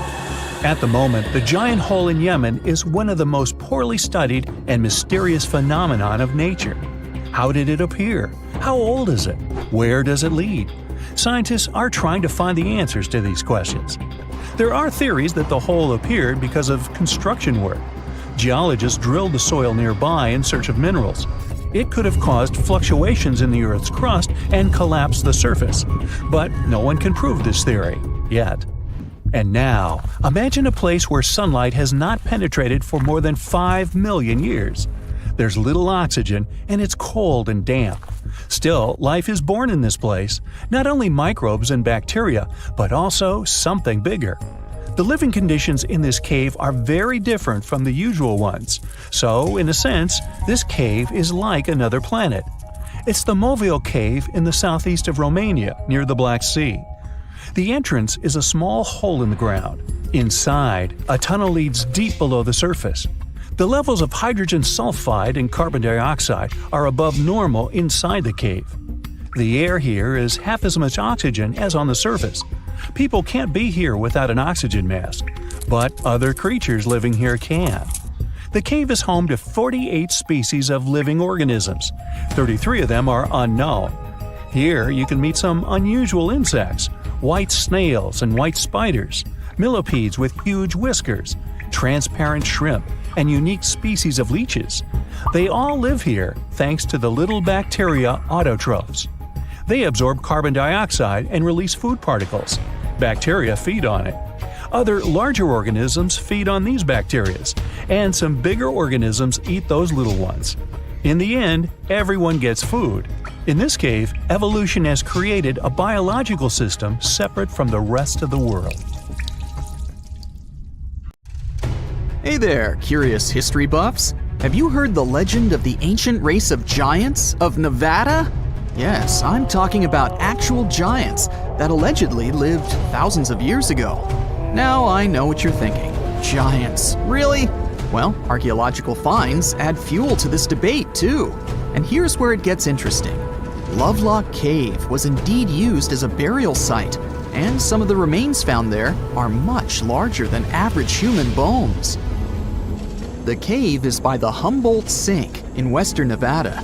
It was once part of an enormous lake, which eventually dried up, leaving a number of smaller ones, including the Humboldt Sink. The cave became the home of the Site-Ka tribe.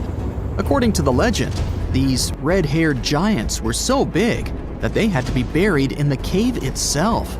Indeed, later on, archaeologists discovered 8 to 10 foot tall skeletons. This legend started to unfold when a mining engineer named John T. Reed talked to the locals in 1886.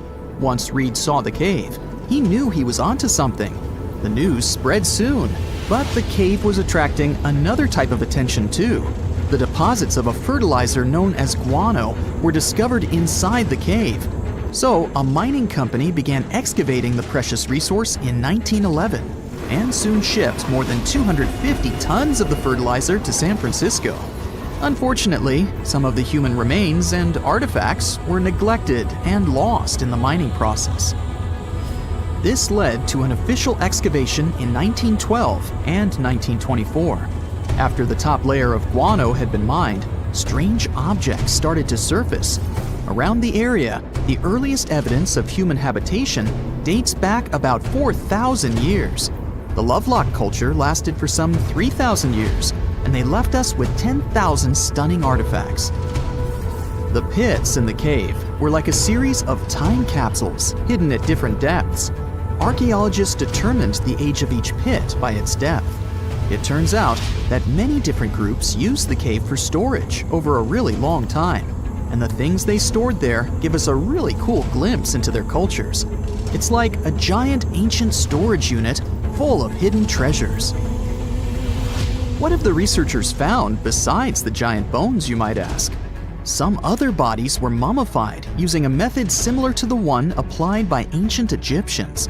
These remains also had something in common with the bodies discovered as far south as Lake Titicaca. Both mummies had some red hair. Yet, there are scientists who believe this reddish hue is the result of the interaction with the environment in which the bodies stayed. So, while the story of the red-haired giants may be a wild and intriguing tale, not everyone is convinced. Some experts believe that the bones found in Lovelock Cave are simply the remains of prehistoric animals, like mammoths or sloths. But others insist that there's something more to the story.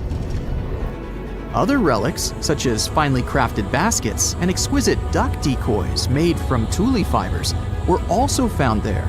In any case, this cave is worth the attention it gets. By the way, you can still visit this cave today and see the pits of different depths with your own eyes. But let me tell you one thing, it's in a hot, dry, and isolated place.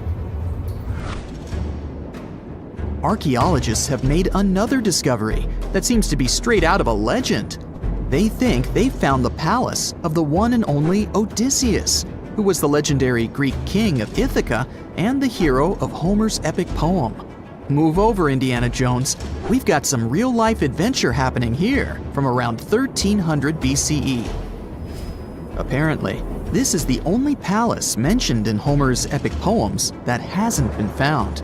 The excavations have been made on the Ionian Islands, and the view from the ruins found on the island of Ithaca are exactly as described in the Odyssey, says the professor who led the excavation team. Known to the ancient Romans as Ulysses, the Greek hero took 10 years to return home to Ithaca after the fall of Troy. For many years, Homer's other epic, called the Iliad, which tells the story of the protracted siege of Troy by the Greeks, was regarded as a myth too. But then, in the 1870s, Troy was rediscovered in modern-day Turkey's Çanakkale city. So, if they found Troy, who's to say they couldn't find Odysseus's home? The researchers were following Homer's words as a roadmap. The excavation site has a building complex with 2 levels. It has important finds such as storerooms and workshops, a complicated drainage system, and fragments of pottery. It also has a well from the 8th century BCE, which is around the time when Odysseus is believed to have been the king. Yet, not everyone is convinced that the team has actually discovered the home of Odysseus. A British researcher named Robert Biddlestone insists that Homer's description of ancient Ithaca isn't very similar to the island that now has its name, and that Odysseus's kingdom was actually on the Isle of Cephalonia. However, Italian archaeologist Adriano La Regina might have a more realistic approach to this debate. He says that whether this find has a connection to Ulysses or not, what's more important is the discovery of this royal palace. Once upon a time, in a land far away, the Klamath Indians spread a legend about the creation of Crater Lake. Okay, maybe this land is not that far away, and it still exists. You can find it in south central Oregon, in the western United States. Anyway, the legend has it that this lake was formed in a vicious battle between 2 volcanoes, Mount Mazama and Mount Shasta. Then the spirits of earth and the sky, which are Lau, who ruled the below world, and Skell, the chief of the above world, joined the fight. It turned into a geological drama. During the battle, darkness veiled the land. The fight was over when Mount Mazama collapsed and sent Lau back into the underworld. Then the rain filled the pit and created a lake in the place where the mountain had once stood. Flash forward to our time. Scientists have discovered that Mount Mazama did erupt 7,700 years ago. Artifacts found in the area prove that the legend indeed contains some details about the explosion. The tale says that red-hot rocks were flying through the sky. This happened during the volcanic eruption that caused the mountain to collapse. This created the volcanic caldera, which later on got filled with water. What makes this legend came true story unusual is how long it has existed. According to researchers, these types of verbal stories lose their credibility within 600 to 700 years. That's why the legend about the creation of Crater Lake is so unique. So many generations, for hundreds of years, have been accurately passing down the information. This volcanic crater lake is now in a national park. It's famous for its deep blue color. The water in it is extremely clear. If you visit it today, the water you'll see won't be the same as for someone who will visit the place 250 years later.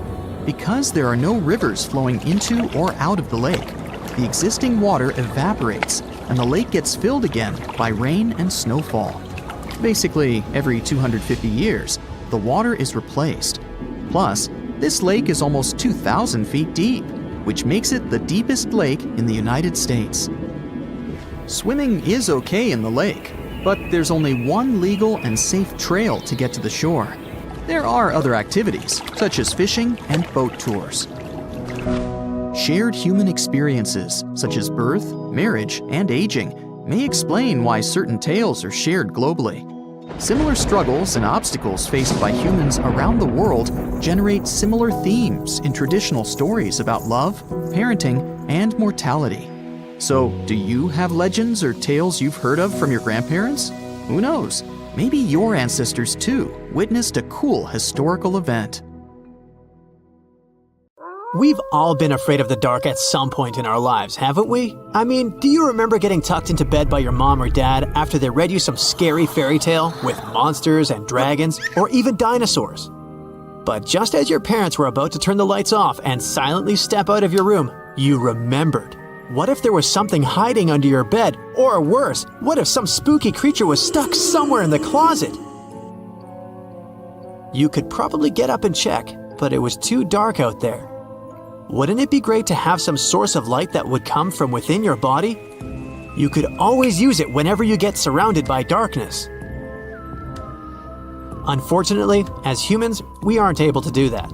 But there are a bunch of creatures out there that can, in fact, light themselves up. That's thanks to a little something scientists call bioluminescence. Animals and fish living in the ocean tend to have this talent more often than others. And you can find these creatures anywhere, close to the surface or deep down at the bottom. 2.5 miles deep if you have a knack for numbers. These creatures use their light for a lot of things, like communicating with other members of their species, luring in prey, and even scaring away enemies. Bioluminescence is basically an organism's ability to emit its own light. Chemistry has a lot to do with it. Such animals use two chemicals, one called luciferin and the other called luciferase. Add a bit of oxygen and bam! Light! Should you ever wonder if you actually observe bioluminescence or if someone just dropped a glow stick in the ocean, be on the lookout for neon blue, green, or even red sparkles in the sea. They're usually spread over a large area. This can even make the water look like glitter or a starry sky. You can thank squid, tiny crustaceans, and algae for this romantic atmosphere.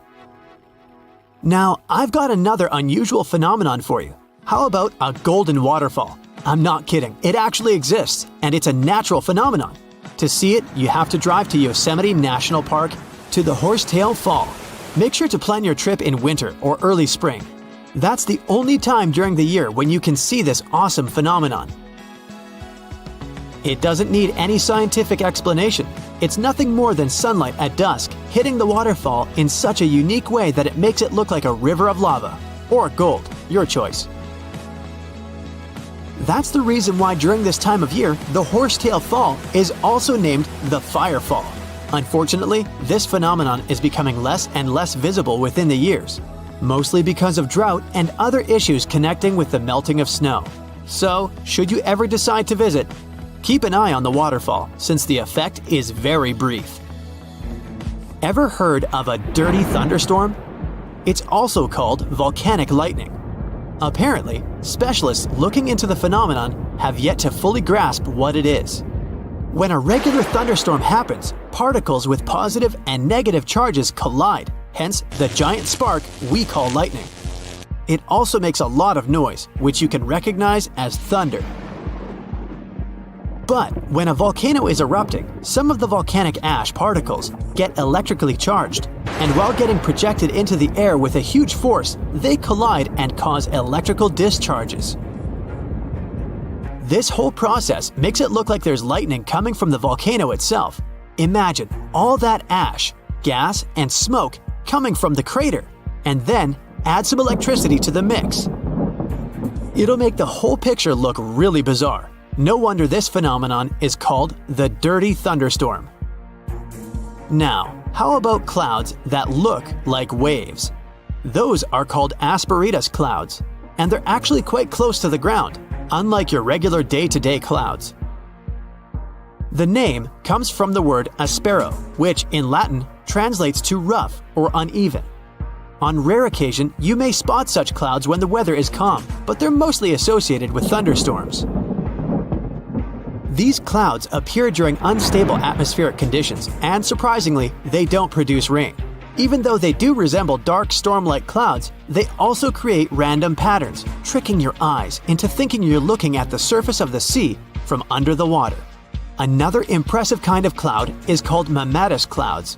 What makes them so special is a series of bulges emerging from the base of each cloud. One such cloud enters a level in the atmosphere where the wind direction changes. You can see these wave-like patterns in the sky. Australia is the place for you if you like surfing, but not all the waves you can catch there are made of water. Near a town called Hayden, there's a mysterious wave made out of rocks. This granite formation supposedly dates back to 2.63 billion years ago. That's way before dinosaurs started hanging around the planet. Standing at 49 feet high and 360 feet long, the wave was formed as a result of two processes: weathering and erosion. There's softer sediment at the base of the wave rock, which was chemically weathered by groundwater. Winds and rain did the rest of the job, causing the erosion of the rest of the formation. Its red, yellow, and gray stripes are made of iron hydroxide, carbonates, and other chemical compounds that were washed down by the rain. You've made it to Australia, so stick around a bit more. There's one more location here that seems unreal. You'll need to fly over this one, however, if you want the best picture. In the western part of the country, surrounded by green woodlands, there's a series of lakes. They're all a staggering shade of bright pink. Out of them all, the most famous is Lake Hillier, a 2,000-foot-long reservoir. It's surrounded by both sand and a forest of eucalyptus trees. This makes the cartoon-like hue of the lake stand out even more. One of the many theories explaining the color of these mysterious lakes is connected with algae. These algae appear to gather high levels of a substance called beta-carotene, which has a red-orange pigment in it. Another explanation involves haloarchaea. Those are microorganisms that sometimes look red. Even if you don't enjoy flying, the lakes are great for taking a swim. They're not toxic, even though they have loads of salt in them. This means you'll be able to stay afloat easily, and the water won't damage your swimsuit. During winter up north in Canada, a bizarre phenomenon happens at Lake Abraham in Alberta. Underneath the frozen surface, you can spot some weird objects that look like frozen jellyfish. It's definitely not the case, as these creepy formations are just frozen methane bubbles. Those are pockets of gas that were trapped underwater and got stuck there after the lake had frozen. They appear when leaves and grass fall into the water and bacteria digest them. This process transforms them into methane. This phenomenon is as beautiful and strange as it is dangerous. The pockets of methane can easily become highly flammable.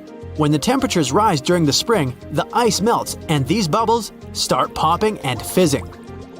It's a spectacular sight to observe. Picture a lake filled with soda. Remember not to bring any source of fire. It can be very dangerous for visitors. You can check out these types of lakes all across Canada's Banff National Park. Nature often tends to make its own music. Just listen to the sound of crickets at night, or the soothing noise of a waterfall. But in Bucks County, Pennsylvania, there's a strange geological phenomenon which takes nature soundtracks to a completely different level. These are called the ringing rocks, and scientists still can't explain their unusual behavior. If you strike these rocks with a heavy object, like a hammer or another rock, the stones will make a ringing sound, as if they were hollow, but they're not. What makes the ringing rocks even more bizarre, apart from the mysterious sound they make, is that no animal wants to hang around there. Even though the rocks are surrounded by a thick forest, scientists haven't managed to trace any animal activity in the area yet. Even more striking is the fact that despite all the trees around the rocks, you won't find any leaves lying on the boulders. What makes these rocks so unappealing for both animals and vegetation is still up for debate. If someone finally invents time travel and you hop on a trip to the past, you won't recognize many of the things you know and love today. The Statue of Liberty and the Egyptian pyramids, some basic gadgets like the remote control and your laptop, and even the corn you have for lunch have all changed beyond recognition. When the pyramids were originally built in ancient Egypt and Giza and other places, they didn't look sandy brown at all. All of them were covered with white limestone. If you had seen them under the hot African sun, you'd have to look away. That's how smooth and shiny they were. Builders used around 6 million tons of this material for the Great Pyramid of Giza alone. It's the largest one you can still see on your trip to Egypt. The local rules were quite a thrifty crowd, and they reused some of the casing stones for other construction projects. A massive earthquake in the 14th century has also loosened some of the stones, so you won't see a lot of limestone, but some of it is still there, on top of the Pyramid of Khafre in Giza. It looks like it has a second peak on top of the first. In ancient times, all pyramids used to have capstones called pyramidions, covered in a mix of gold and silver. Most of them have been lost over the centuries, but you can still see a few of them at museums. They show images of Egyptian deities. The pyramids were probably modeled after a sacred pointed stone, the benben. It represented the rays of the sun. Now, lifting heavy rocks wasn't so simple without the tech we have today. I guess you'll agree with me if you helped your friends move at least once, and they made you carry the couch. But those smart Egyptians of the past thought of that and chose the pyramid shape. It lets the weight distribute evenly throughout the whole thing. The Statue of Liberty has also had a major makeover since it was first unveiled in 1886. Believe it or not, it used to be a shiny brown color, just like a penny. 20 years later, it changed its color to green. It wasn't a fashion statement, but a chemical reaction. The statue is covered with hundreds of thin copper sheets. When copper reacts with air, it naturally forms a protective layer called verdigris. This layer protects what's under it from corrosion, and that's why statues and other things made of copper, brass, and bronze can last so long. When Lady Liberty first turned green, people in authority decided it would be a good idea to paint it all over. It was way before social media, so you couldn't just drop an angry comment under the post describing the idea. But they wrote about it in the local newspapers, and the public didn't love the idea.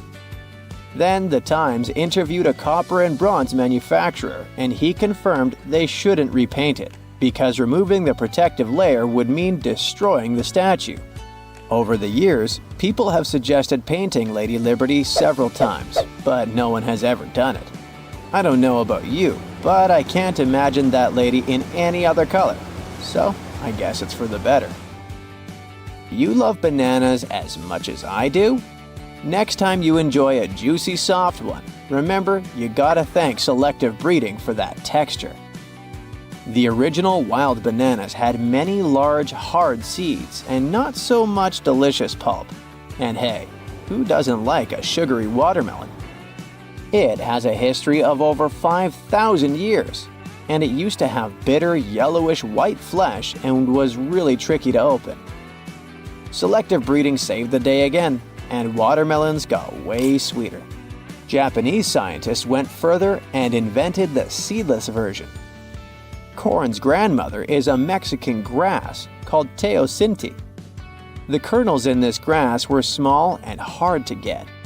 Farmers from many thousands of years ago saved the seeds only of those plants that were larger or tastier, or with kernels that were easier to grind. Thanks, my friends, for giving us the corn that's edible and even delicious.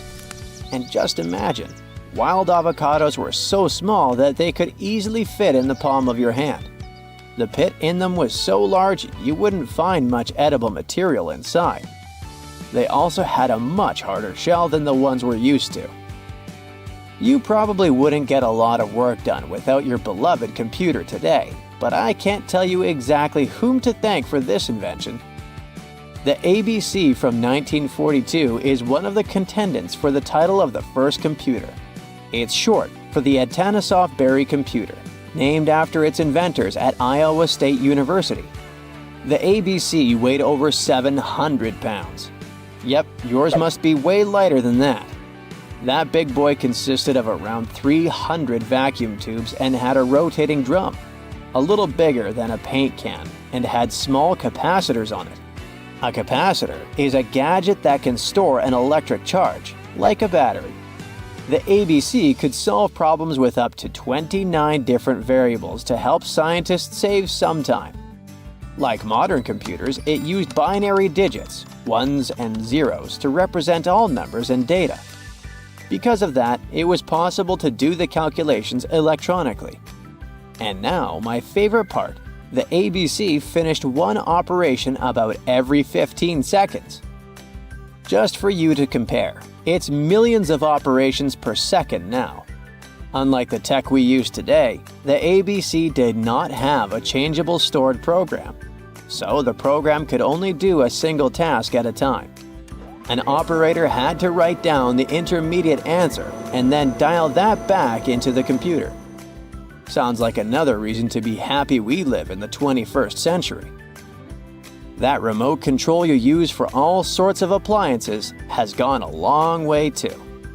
Nikola Tesla, who gave us alternating current, designed one of the first wireless remote controls back in 1898. He named his invention teleautomation and demonstrated it on a miniature boat controlled by radio waves. The boat had a little metal antenna attached to it. Tesla sent signals to the boat using a box with a lever and a telegraph key, which was his version of a remote control. Those signals set electrical contacts on the boat into motion and moved the rudder and the propeller, and Tesla was controlling the boat. The concept of the remote control soon spread to other gadgets. The first television remote control followed in 1950. It was designed by the Zenith Radio Corporation called LazyBone. Don't take it personally, please. This LazyBone had a massive cable that was attached to the TV set, and those who tried it didn't fall in love with the invention because they tripped over that cord. I feel your pain, my friends. If you live or work on one of the top floors, you gotta love this one. Meet the first passenger elevator. It traveled at the speed of 40 feet per minute. Not the fastest, I know, compared to today's record, which is 40 feet per second. But hey, it was built back in 1857 in New York and was more of a tourist attraction than a necessity. The elevator had a steam engine hidden in the basement of a 5-story building. 3 years later, they shut it down because the public didn't appreciate it. Otis Tufts filed the first patent for a vertical railway around the same time. His invention included an actual car with a bench inside for people to sit on. Sounds like a great spot to hang out with friends to me. What do you say? Then they started adding elevators to luxurious hotels around the world. They were entire rooms with a rich design, upholstered seats and mirrors on the walls, and sometimes even a small chandelier. There was an obligatory operator who'd close the door and the car would start its super slow ascent. It was still more about style than about speed, so I guess I'd choose the stairs. Imagine working 7 days a week on a large-scale construction site. You, along with thousands of others, carry millions of stone blocks and put them on top of each other according to a complex system. You work without modern construction equipment. You have no air conditioning or constant access to water. It's so hot outside that you can fry eggs on the road. You've been building the pyramid for decades, and now, when it's finally done, you enjoy the result of the colossal work of thousands of people. You're looking at a giant cultural monument of global value that will freeze in time and amaze people for tens of thousands of years. A few thousand years have passed. People in the 21st century see the pyramids and are like, wow, I can't believe humans have built this. Yeah, the people who built the pyramids wouldn't have appreciated such a theory. But actually, there are reasons to believe that people built it using some fantastic technology. From the outside, it seems the Great Pyramids are just big triangles of stone. People just put some heavy blocks on top of each other, and that's it. In fact, the design seems too perfect to be true. The pyramid consists of more than 2 million blocks. They lay so close to each other and are so even that you couldn't squeeze even a thin sheet of paper between them. Scientists still can't figure out the exact technology for building the Egyptian pyramids. One of the biggest and most famous is the Great Pyramid of Giza. This huge construction, well known all over the world, has one big secret. There should be a capstone on top of the pyramid. It's a triangular-shaped stone block, a small pyramid on top of a huge one. It's also called a pyramidion. The builders of ancient Egypt made it out of granite and limestone and covered it with gold. No records or old drawings prove that there was a pyramidion at the top of the Great Pyramid of Giza. But there's another ancient Egyptian structure with such a triangle, the Red Pyramid. It was built before the Great One, and its capstone has survived to this day. Archaeologists have found and reconstructed it. But where could the capstone of the Great Pyramid be? It's a mystery that still has no answer. Some are sure that some thieves have stolen it from the top. Maybe they just climbed up and pushed the pyramidion down. It makes perfect sense. The capstone was probably the most valuable element of the pyramid. Many scientists and archaeologists still don't know its exact purpose. Some believe that this peak covered with gold glorified the pharaohs. The capstone reflected moonlight at night and illuminated the entire space around it. During the day, the capstone reflected sunlight with its shiny surface.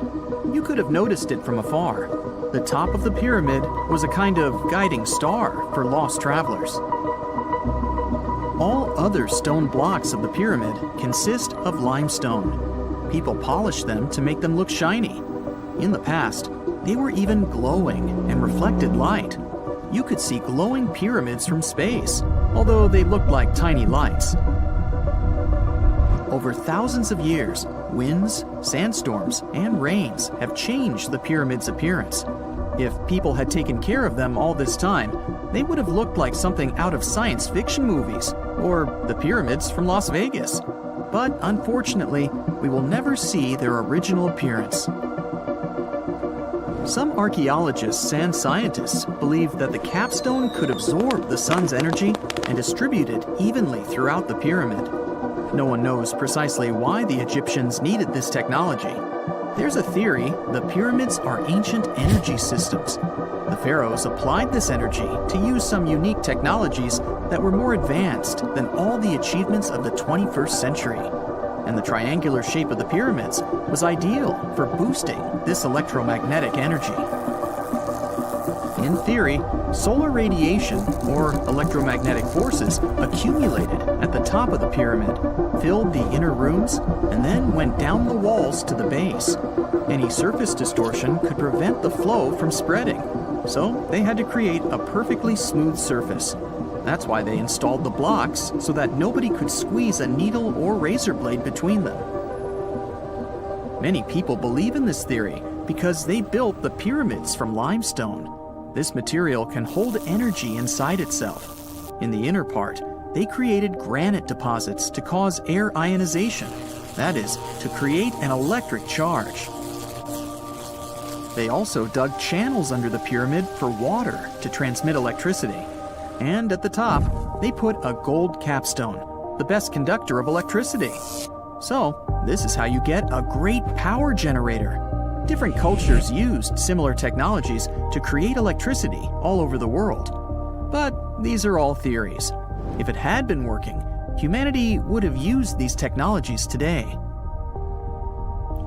There are mentions of the metal industry, chemistry, engineering, physics, mathematics, and astronomy in some ancient records. Most scientists don't believe in all these things. We know the detailed stages of the technology's development in different cultures. In the 21st century, scientists, historians, and anthropologists can track the evolution of all modern devices. If people had created some technological inventions in ancient times, the history of the world would have looked different. Perhaps all the achievements of antiquity could have been wiped off the face of the earth by global cataclysms. And it can happen to us. Just imagine how people would dig up a laptop in 5,000 years. Perhaps they wouldn't understand what kind of device it is. Another Egyptian wonder surrounded by mystery is the statue of the Sphinx. The Egyptians carved it out of a single massive piece of limestone about 4.5 thousand years ago. But scientists still don't know the exact date of its construction or who built it. People painted the Sphinx in different colors, so it looked much brighter and more vivid in the distant past. It was shining just like the Great Pyramids. Anyway, time hasn't only changed its appearance, but its name too. Initially, the Egyptians called it Horemheb. The Greeks renamed it the Sphinx about a few hundred years after it had been built. The Sphinx emphasized the greatness of the rulers of Egypt. It also performed a symbolic function of a watchdog guarding the tomb of the pharaoh and the paths leading to it. This version sounds realistic, since archaeologists have discovered many secret entrances at the foot of the Sphinx. Perhaps these rooms and intricate tunnels lead to underground halls with treasures. And treasures don't always mean gold and jewelry. According to legends and theories, the Sphinx guards the Hall of Records, the storage of all humankind's knowledge. The information about the ancient mythical state of Atlantis could be there. You can find many detailed maps of the internal dungeons of the Sphinx on the internet. They show structures 12 stories deep under the statue. It looks like a small city filled with gold, scrolls of knowledge, and various ancient artifacts. But don't believe all these maps. These are just theories. Several thousand years have passed, but people have very little information about it. Archaeologists know that there are still many strange and exciting things about the Sphinx that are still undiscovered. Some locals are afraid to research because they believe they can awaken something terrible from the underground depths. Therefore, it's mostly scientists from other countries who conduct the excavations.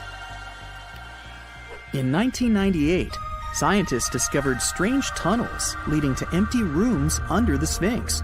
They realized that some people tried to get there through tunnels in the past, and maybe those people took all the treasures that were there. One of the legends says that some powerful artifact lays beneath the Sphinx. Its technology can change the whole world, but the locals are hiding it because it can damage the planet. Some believe that you can find evidence of unknown technologies painted on the granite walls in the pharaoh's tombs. But most likely, these paintings and signs tell us the myths and legends of ancient Egypt.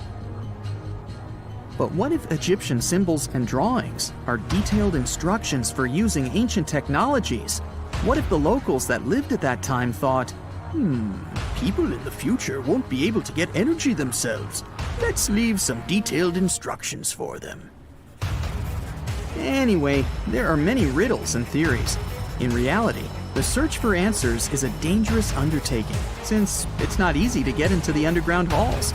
Excavations can ruin the structure of the entire Sphinx. Any person inside the tunnels may get lost and never be able to find their way back. Besides, it costs a lot of money. Now, what would be awesome is if people could invent some device that could scan underground areas and show their detailed models. Over millions of years, our planet has changed a lot. Ice ages, shifting tectonic plates, global floods, meteorites. Whole species of animals have come and gone over millennia. At some point in all of this, we humans came along.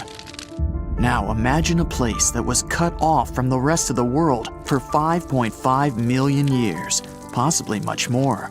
A place that no human had ever set foot in before.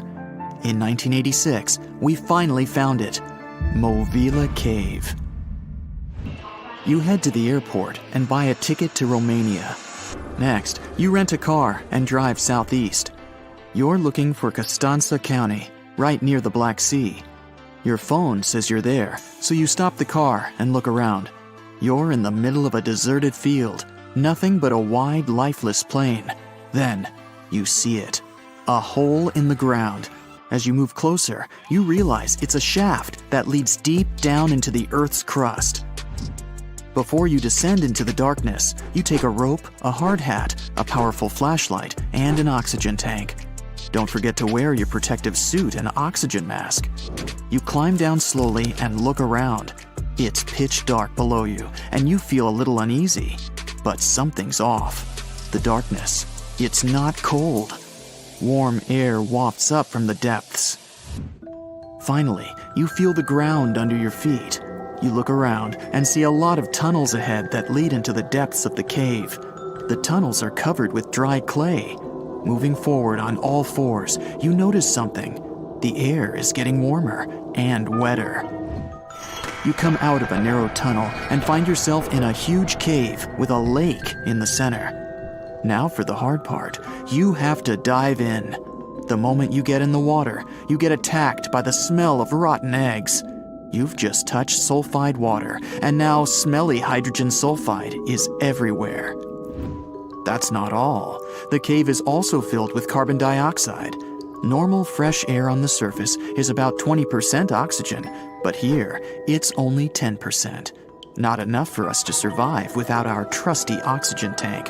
Still, all those other gases give you a nasty headache. You turn on your flashlight to full power and dive under. Somehow, you need to swim through these narrow underwater rifts. There are a lot of them. It looks like an underwater maze.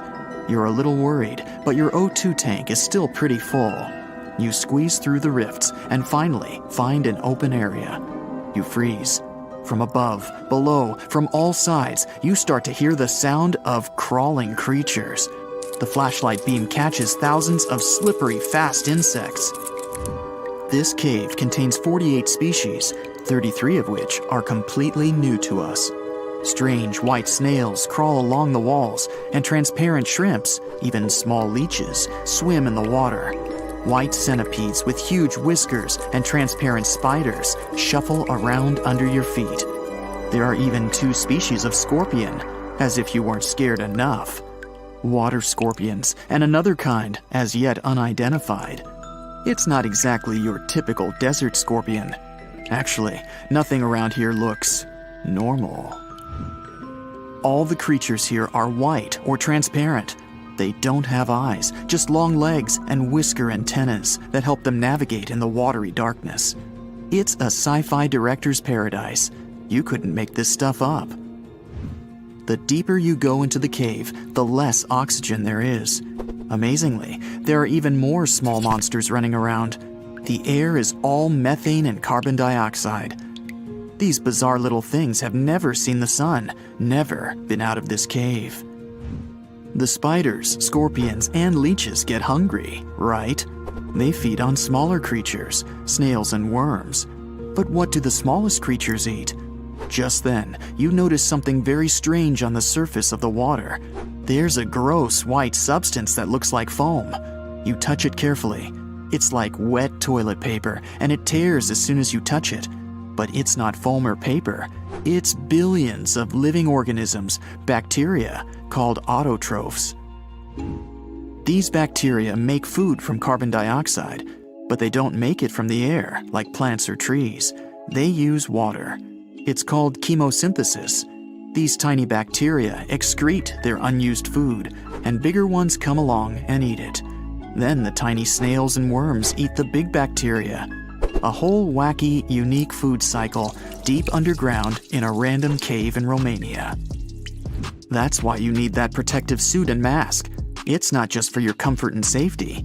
Without the suit, you might accidentally leave behind some human bacteria from your skin or something. It could ruin the delicate balance of life in this underwater world. The underwater cave is too small and dangerous for expensive scientific equipment, so you grab a couple of samples of water, land, and air and get out of there as fast as possible. The cave hasn't been fully explored yet. The Romanian authorities don't allow just anyone to scuba dive on down there. Let's see in a few years. Who knows what else they'll find? You're back at your fancy lab, and you start to understand why that cave is such a big deal. The conditions in Mobile are almost the same as in the first years of Earth's existence. Back then, our world was shielded from the sun by a dense atmosphere. It's actually possible that the microbes found in the cave are the same ones that were around way back when life began. These bacteria could turn out to be incredibly useful. They oxidize the dangerous gases, methane, and carbon dioxide. Basically, they make them harmless. Thanks, little guys. Mobile Cave isn't the only extreme place on Earth where life still finds a way to survive and thrive. Picture the Eiffel Tower in Paris. Now imagine 10 of them on top of each other. Now imagine drilling down that deep. Got it? Life still goes on even this far down. There's almost no oxygen there. The pressure is insanely high, and it's hotter than the hottest desert. Welcome to the nematode empire. Nematodes are worms, and these wiggly dudes are tough as nails. When there's no air, no food, or it's just too hot, they transform. It's called the Dower stage. It's a state of stasis, of deep hibernation. The worm's metabolism slows way down. It's like they go to sleep for a long time and only wake up when there's enough air or food around, or when it gets cool enough. And you don't have to dig that deep to find these creatures. Nematodes are found all over the world.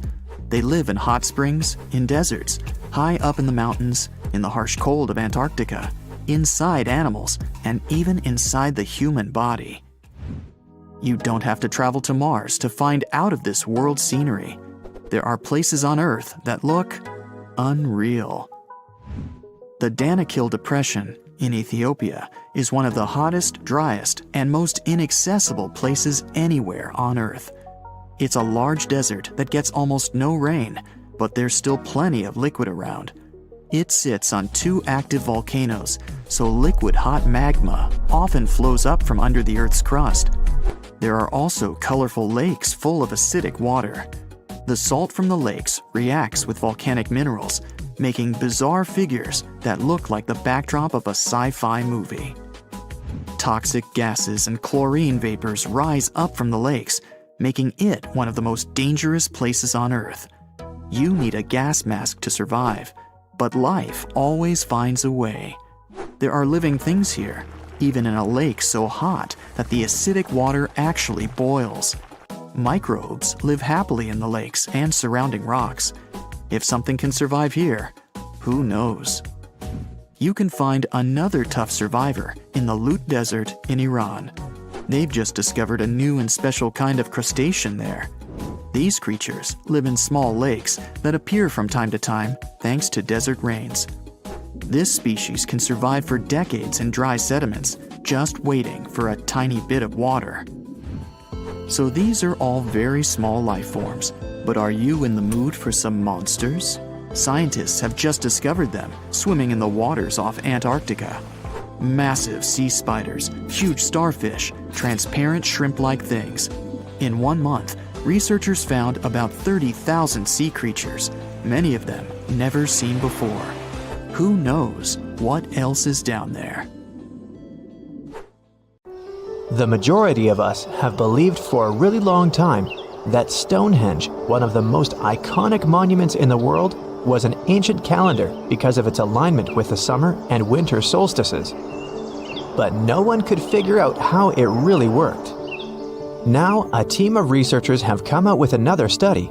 It turns out that Stonehenge could have functioned like the solar calendar. It's a similar principle to the solar calendar ancient Egyptians used to have, the one based on a year composed of 365.25 days. Each of the stones from this big mysterious sarsen circle represented 1 day within a month. Sarsens are what we call these large boulders. It's actually a perpetual calendar, where people could track every winter solstice sunset. That way, those who lived near Stonehenge, which is today Wiltshire, UK, could keep track of the days and months of the year. We all now understand this mysterious calendar system because of this interesting discovery in 2020. The team has identified the source of 50 of the 52 sarsens that make up the iconic stone circle we all know about. They analyzed the chemical composition of these sarsens and traced their origins to the West Woods in Wiltshire, which is about 15 miles away from the monument. Not only did these 50 sarsens come from the same source, but they were also placed in their current position at approximately the same time. They make the outer circle of Stonehenge, together with a horseshoe-shaped inner ring. Near the center of the monument, there are smaller rocks known as bluestones. The team traced the origins of the bluestones all the way to Wales. They also discovered that the sarsens share a common chemistry, over 99% silica with trace elements. Two sarsens were different from each other and also different from the main cluster. These sarsens were arranged in 3 different formations at Stonehenge. 30 of them formed this huge stone circle that dominates the monument.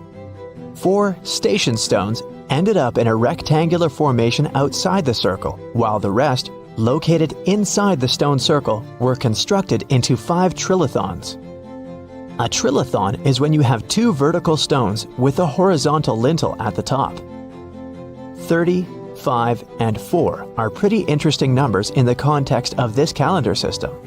The 30 uprights that are spread around the main sarsen ring could represent days of the month. If you multiply that by 12, you get 360. Add on 5 more, those from the central trilithons, and the result is 365. And to really adjust the calendar to match a solar year, you need to add 1 extra leap day for every 4 years, right? The team believes the ancient people used the 4 station stones to keep track of this part. So, in this system, they paired the summer and winter solstice every year with the same pair of stones. Ancient people started building Stonehenge about 5,000 years ago, and it took more than 1,000 years to finish the work. But the Stonehenge you see today is not the complete, original version from the beginning. People have broken and taken away many of its old bluestones and sarsens. The entire structure also changed over time since there were generations and generations, 180 of them to be precise, that passed since the beginning of Stonehenge, who would participate in the building and rebuilding of it. People created Stonehenge in 4 stages. They first built a circular enclosure that stretched over 330 feet, 100 meters, in diameter and went around 56 pits. A high bank flanks the ditch of the enclosure, while there's a low bank on the outside. Some theories even say that this part was some form of a communal cemetery. Later, in the second stage, builders added a horseshoe of sarsen trilithons. In the third stage, they constructed a ceremonial avenue that was nearly 2 miles long. It possibly traced the path of the bluestones. People moved from the Aubrey holes to the Q&R holes, a double arc that these bluestones have been arranged into. At this stage, builders also reorganized the entrance stones and recut the main enclosure ditch. During the fourth stage, the stones were broken and builders etched carvings into the sarsens. Later, the bluestones ended up being modified again. Builders didn't leave any written records about how they managed to drag these heavy stones to the site and get them to stand so perfectly upright. But there are theories that say their techniques were more closely associated with woodwork than masonry. They made mortise holes and protruding tenons because they wanted to slot these stones together, and they used tongue and groove joints to do that. When they dug the hole for the stones, they placed timber poles at the back of the holes that were used as brace support. Then, they moved the stone into a position and hauled it upward with ropes. They packed rubble into the hole to make sure the stone stayed in place. A pre-industrial farming society put this fascinating monument together using only tools made of stone and bone. Not even the wheel had been invented yet. This unusual formation is also known as ringing rocks. The stones you can see at Stonehenge have some pretty odd acoustic properties. When you strike them, they produce a loud clanging sound. That could be one of the reasons why people bothered to transport them over such a long distance in the first place. In some ancient cultures, people believed that these rocks contained healing powers. It's a really popular location that attracts over 1 million visitors a year. When it first opened to the public, visitors were allowed to walk among the stones. They could even climb on them, as there weren't any restrictions. Until the 19th century, visitors would regularly chip off pieces of the rock to take them home as souvenirs. They would also engrave their initials into the stones. They camped within the circle and dug fire pits, not realizing that the digging pits could seriously undermine the stability of the entire monument. Over time, visitors have encountered more and more restrictions until the monument was finally roped off in 1997 because of the serious erosion of the stones. That means if you want to visit, you can only view it from a distance unless you want to pay extra for the stone circle experience, which can be arranged outside of normal visiting hours. Stonehenge originally had two entrances that led into the enclosure. There was a wide one to the northeast and one that was a bit smaller and located on the southern side. If you look at it today, you can see there are many more gaps. This is mostly because of tracks made later that once crossed the monument. The ground within Stonehenge has been severely disturbed, and it wasn't just about random visitors digging fire pits. There was a group of people who dug a large deep hole within the stone circle in the 17th century because they were looking for treasure. Then there was Charles Darwin, who also did some digging because he was studying earthworms in the area. He wanted to know how these worms could impact objects in the soil over time. He observed how a fallen stone there had sunk deeper into the ground and realized it was happening because of the activities of these tiny creatures who churned through the soil all the time. In 1963, there was a theory that Stonehenge had been built as some sort of computer that predicts solar and lunar eclipses. Later, some proposed it was actually constructed as a monument to ancestors that had passed away. This theory says the permanence of its stones represented the eternal afterlife. The average sarsen you can find there weighs 25 tons, while the biggest one weighs around 30 tons. If you want to get an idea of how massive these stones really are, you can go behind the visitor center in the outdoor gallery to check out a replica sarsen stone. It's a true copy of a freestanding upright from one of the trilithons that are located in the inner horseshoe of the monument. There are 5 Neolithic houses at Stonehenge based on real archaeological evidence of houses found in that area. Each of them had stake-built walls and a chalk floor. Some even had furniture. There was also a lot of trash discovered, which means people in this area used to like celebrations and feasting. Research has shown that people lived in these houses for 50 to 100 years, around 4,500 years BCE, which was the time when the builders brought the sarsen stones to Stonehenge. During the time they were building Stonehenge, generations of people went through major changes themselves, from the Stone Age to the early Bronze Age.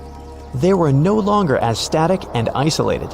They started to travel and trade more, which means they communicated way more than their ancestors, even internationally.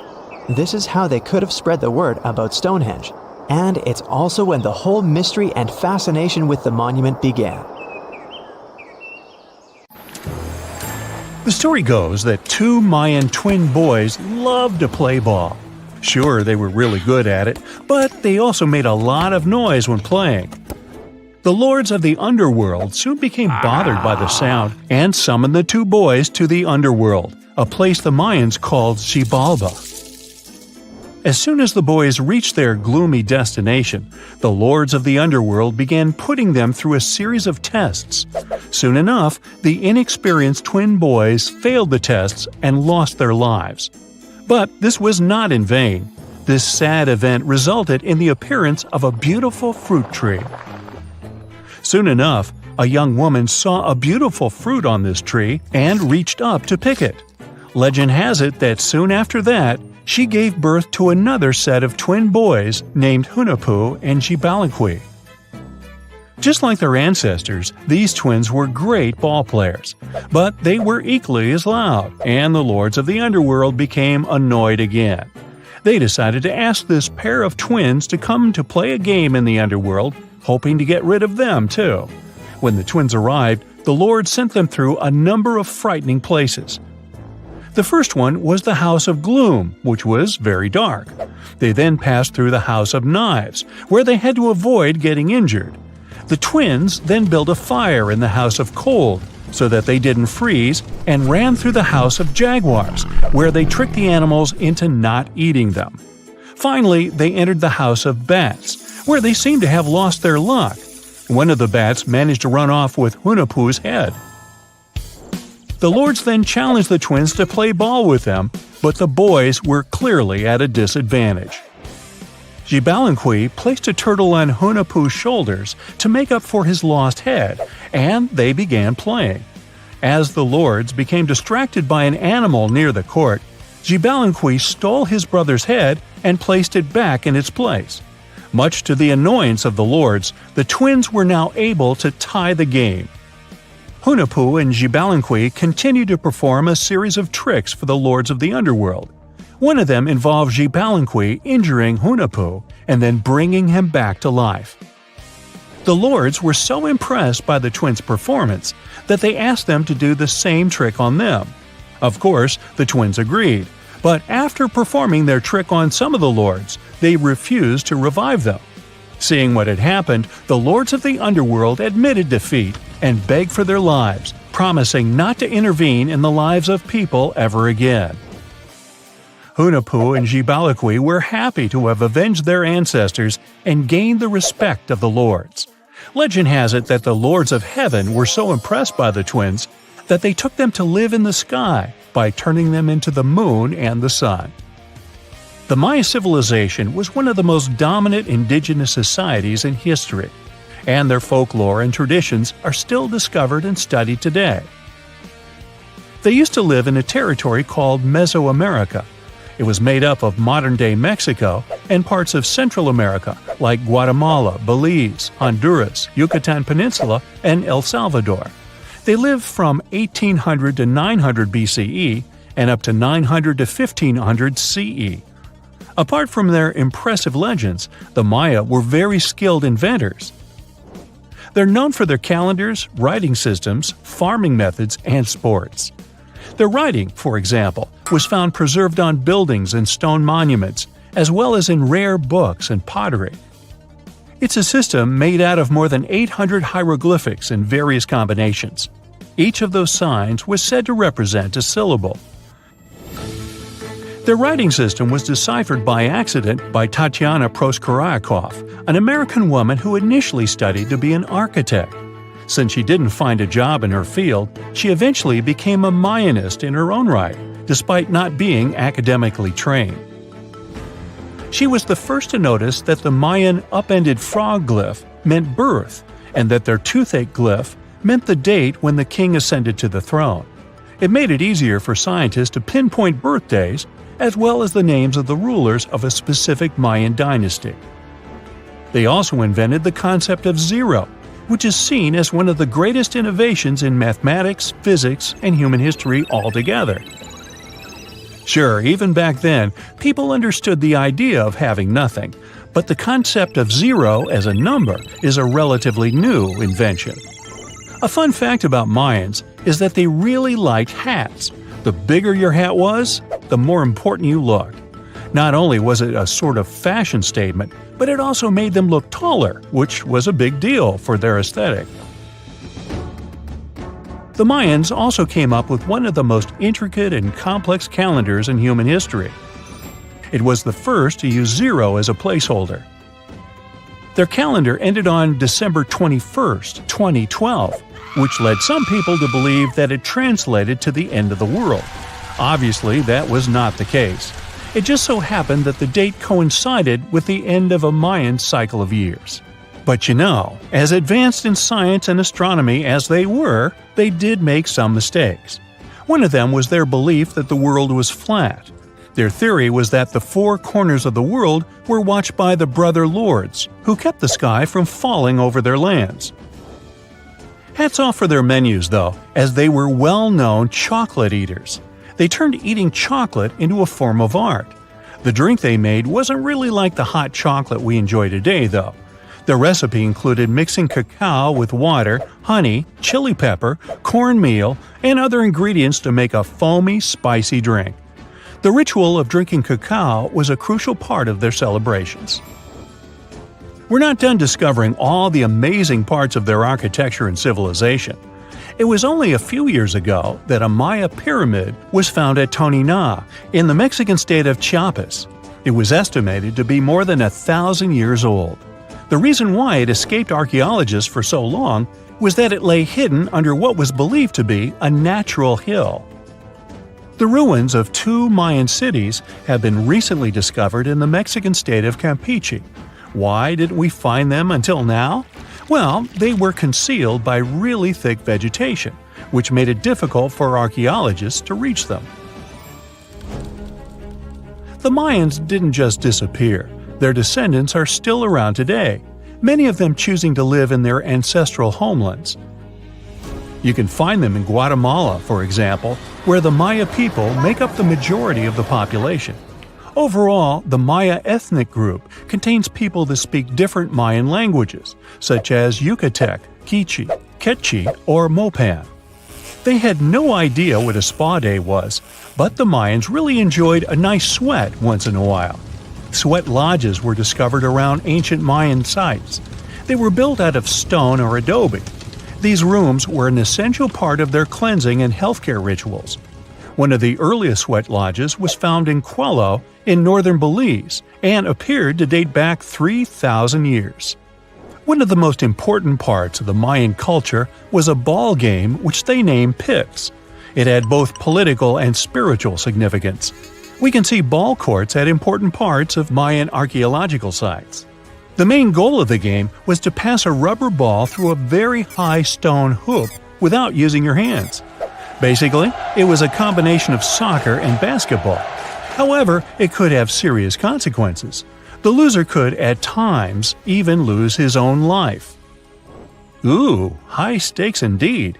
Because of this game and the need for bouncy balls, the Mayan people were some of the first cultures to use rubber. They made it using natural latex. There were different kinds of rubber depending on what natural substances the latex was mixed with. And that, my friend, is the way the ball bounces. Sorry, but you know me, I just couldn't resist. Everyone loves a good landmark. The Roman Colosseum, the ancient city of Machu Picchu, the Giza pyramids. But have you ever wondered how it once looked? Way back in the days when they were built? Or even in the time they were covered in ivy and forgotten by humanity? Buckle up, because we're heading on a time travel adventure to the world's greatest archaeological sites. Our voyage begins in South America, deep inside the Peruvian mountains. Behold, the city of Machu Picchu. Machu Picchu is a monument to the ingenuity and power of the Inca civilization. During its prime, the Inca civilization stretched 2,500 miles along South America's coastline from modern-day Ecuador all the way down to Chile. And Machu Picchu was located at the heart and center of it. The historic site was constructed at around 7,000 feet above sea level, more or less around 1450 BCE. The gated city consisted of around 150 buildings made of stone. The Incas managed to build temples, houses, and even a complex aqueduct system to irrigate the entire town. And yes, they did all that without the help of wheels or any instrument made of iron. The housing model is somewhat similar to stone houses we see nowadays, with the difference that the Incas didn't use any cement to stick together the blocks of stone. Yet, they fit seamlessly on top of each other. Not only that, the Incas must have developed a rudimentary yet effective anti-earthquake technology, since, in the event of a quake, the rocks would shake without falling out of place. If Machu Picchu had been built today, it would have cost over $70 million to finish the entire thing. The purpose of the site is still a mystery to many historians. Theories suggest that it could have been built as a ceremonial site, a safety base for the Inca people, or even a retreat for royalty. What we know for a fact is that in the 16th century, 100 years after Machu Picchu was built, its population abandoned it, with tree roots taking over the majority of the site and keeping it hidden from humankind for over 4 centuries. It wasn't until the 20th century that the world was reintroduced to Machu Picchu when a Peruvian farmer led Yale University professor Hiram Bingham III to visit the site. Since then, Bingham and many other explorers dedicated their lives and research to studying the archaeological wonder of Machu Picchu. Now, for the next stop on our time-traveling vehicle, the city of Pompeii in Italy. Pompeii has crowded our collective imagination for many years. the eruption of the Mount Vesuvius volcano in 79 AD and the destruction of an entire city is hopefully not something that will happen again. But I bet you're wondering, what did Pompeii look like on its last day? It took 18 hours for Pompeii's streets, markets, houses, and forums to be buried under millions of tons of volcanic ash. Thanks to some clever scientists, we discovered that the lava and ashes that covered Pompeii on its very last day actually helped to freeze the city in time. Different from ice, the cloud of ashes did not preserve the city intact, but as the items disintegrated over 2,000 years, they left voids under the earth. Archaeologists found that if they filled these voids with plaster, the shape of the buried city would soon reveal itself. And that's exactly what happened. Of course, it was nothing like the bustling city of 12,000 people that had existed for many years before the fateful eruption. Pompeii was a vibrant and rich municipality. The site's ruins revealed that many areas of Pompeii boasted impressive houses, some with balconies, which was a sign of great wealth at the time. And believe it or not, even some artwork survived the eruption. Archaeologists found well-preserved frescoes and murals of mythological creatures, all indicating that members of the high society lived there. Ruins show the city even had thermal baths and showers made with luxurious materials. Oh, and apparently, the people of Pompeii had amazing teeth. Yes, archaeologists could see even that tiny level of detail from the plaster molds they recovered from underground. Still in the Italian territory, we find one of the world's biggest tourist attractions, the Roman Colosseum. It was built as an amphitheater during the reign of Emperor Vespasian, around 70 AD. It wasn't until 80 AD that Vespasian's son, Emperor Titus, inaugurated the Colosseum. The monument was something to behold, with 157-foot-tall walls, over 80 entrances, and the capacity to host 87,000 people. All social classes and groups were welcome at the Colosseum, and this partly explains why it flourished for so many centuries. During the decline of the Roman Empire, around the 6th century AD, the Colosseum started being neglected and abandoned. The monument was looted, and some of its columns and stones were used to build infrastructure elsewhere.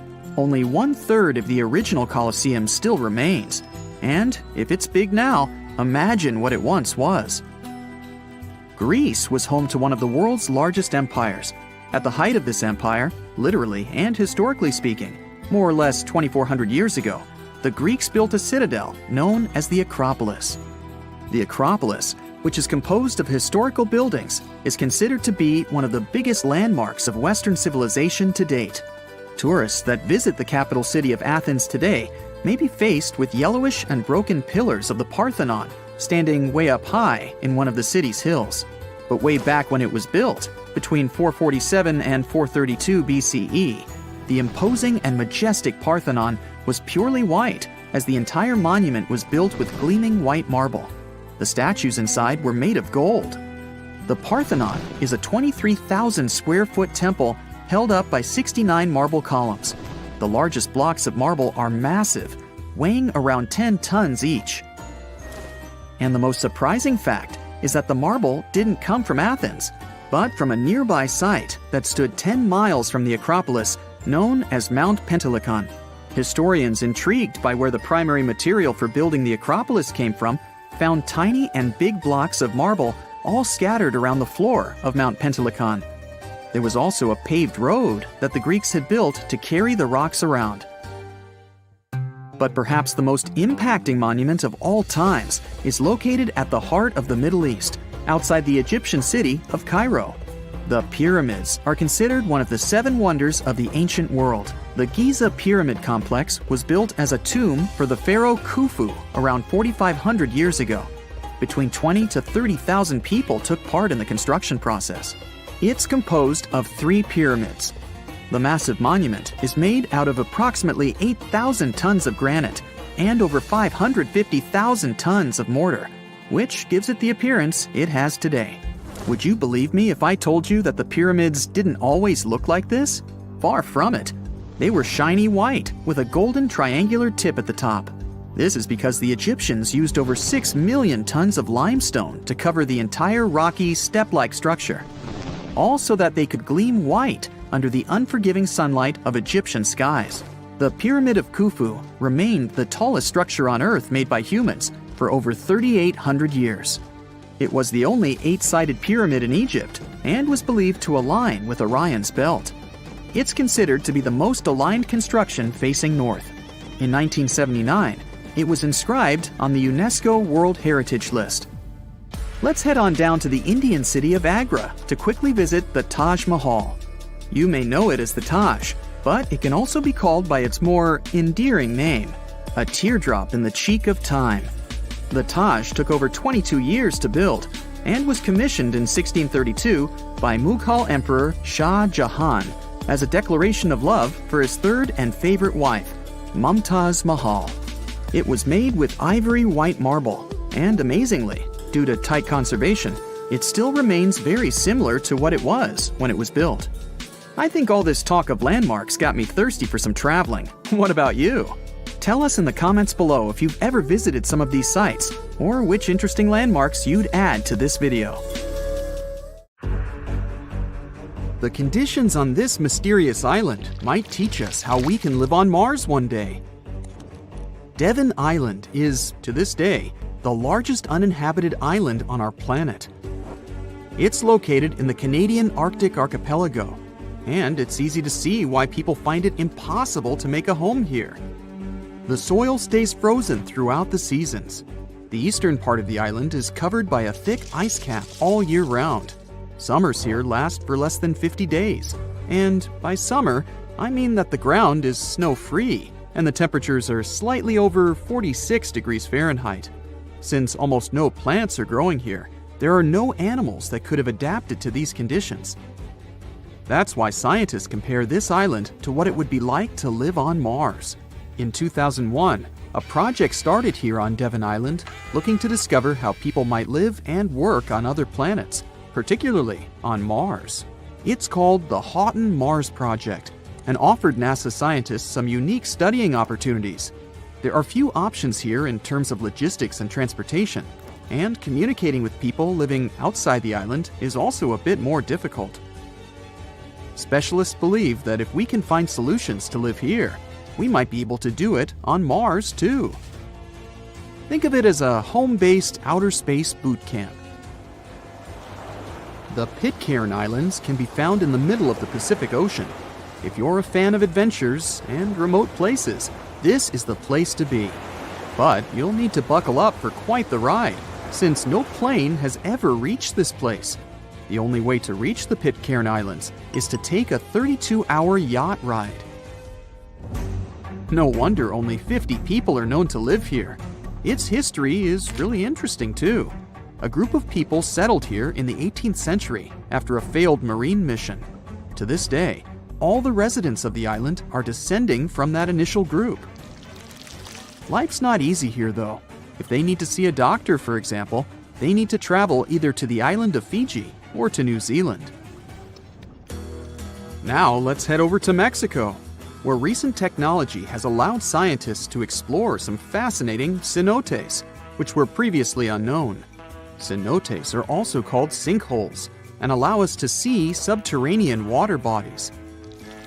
A team of archaeologists, cave divers, underwater photographers, and biologists came together to explore and document the extensive network of sinkholes located in the Yucatan Peninsula. One of the hotspots is located under the main pyramid at the Chichen Itza archaeological site. In total, scientists are looking to explore about 6,000 cenotes stretched across this whole region. The whole project is important not only because of the geological discoveries, but also because of its connection to the Mayan people and their culture. These recent discoveries revealed that for the Mayans, these cenotes weren't simple water sources. They dictated the way they built their constructions and had a huge impact on their spiritual lives too. The tallest mountain in the world is Mount Everest, sure, but it's been explored by scientists and tourists alike and doesn't hold many secrets. The mysterious Ganghar Puensem, on the other hand, is the tallest unclimbed mountain on our planet. The reason behind this unusual situation is not because of its remoteness or harsh conditions. Rather, because it's against local legislation to climb it. It's located in the South Asian territory of Bhutan, and the name of the mountain translates to the White Peak of the Three Spiritual Brothers. Local tradition dictates that mountain peaks shouldn't be available to humans and need to be left to the higher spirits. Mountains in this region can only be climbed up to 3.7 miles, but Gangkhar Puensum tops 4.7 miles. For this reason, there's no official record of any human reaching the peak. Almost all of the previous expeditions have been inexplicably stopped at the midpoint. The next unusual spot should be on any travel enthusiast's bucket list, the island of Madagascar. For starters, it's estimated that about 90% of the species of plants and animals that are found here can't be seen anywhere in the world. But there's one small portion of the island that has baffled both tourists and scientists, the stone forest. It belongs to the Tsingy de Bemaraha National Park and features some unique limestone formations. They look like thousands of spiky towers that stretch hundreds of feet into the air. The distance between these formations can be anywhere from a few inches to the length of a city street. As beautiful as it is, it's really hard to get here. It'll take you a few days to get there from the nearest city. Once you get to the park, it becomes really difficult to explore too. It can take a whole day to go across as little as half a mile. The word Tsingys itself translates to where one cannot walk barefoot. To visit the remotest village in the whole world, you'll need to prepare yourself for quite the journey. From the United States, for example, the easiest route involves a 15-hour flight to Cape Town, South Africa, followed by a 6-day boat ride to reach Tristan da Cunha. Or you could take a month-long cruise through the South Atlantic Ocean, whatever works better. Planning in advance is a must, since only 9 boat visits are made to the island yearly. It's just 7 miles long and right in the middle of the South Atlantic Ocean, stretching a mere 37.8 square miles. There are slightly over 200 residents, and they all farm for a living. They do have internet service, but it's really slow. The people living here speak a dialect of English that is used by the fewest number of people in the world. The town of Coober Pedy in Australia is partially underground. It all began back in 1915, when opal deposits were found in the area. To this day, the town is still the biggest opal mine in the world. People living here figured out that it would be more comfortable for them to stick to the underground, as temperatures above ground can reach 125 degrees Fahrenheit. So, the establishment now has underground stores and galleries. Coober Pedy is also home to the world's first 4-star underground hotel. North Sentinel Island, located near India, is another pretty remote place. Not because of the time it takes to get there or the climate, but because it's home to the world's most mysterious tribe. The population living here is estimated to be between 50 to 400 people and isn't known to have any contact with the outer world. This is mostly because locals don't really enjoy visitors and tend to scare them away, even harming tourists. So, to protect them and their obvious wishes, the island is monitored by the local Indian authorities. It's believed the tribe's people don't have any immunity from modern diseases, so being in contact with foreign people might actually be fatal for the locals. On these French islands, there are no native inhabitants. The Kerguelen Islands are part of the Antarctic lands and are home to just scientists that visit on rotation. At any given time of the year, there are no more than 100 people here, and they're mostly engineers and researchers. There's no plane to get you to these islands, and few tourists are known to have visited them. The island is covered in glaciers, and the soil here isn't friendly to plants or animals. But if you're curious about what this place looks like, you'll need both the money and the time to complete the trip. You can only reach the island by ship, which reaches the shores of Kerguelen only 4 times a year. It isn't cheap to stay in these islands, and you definitely won't find 5-star hotels here.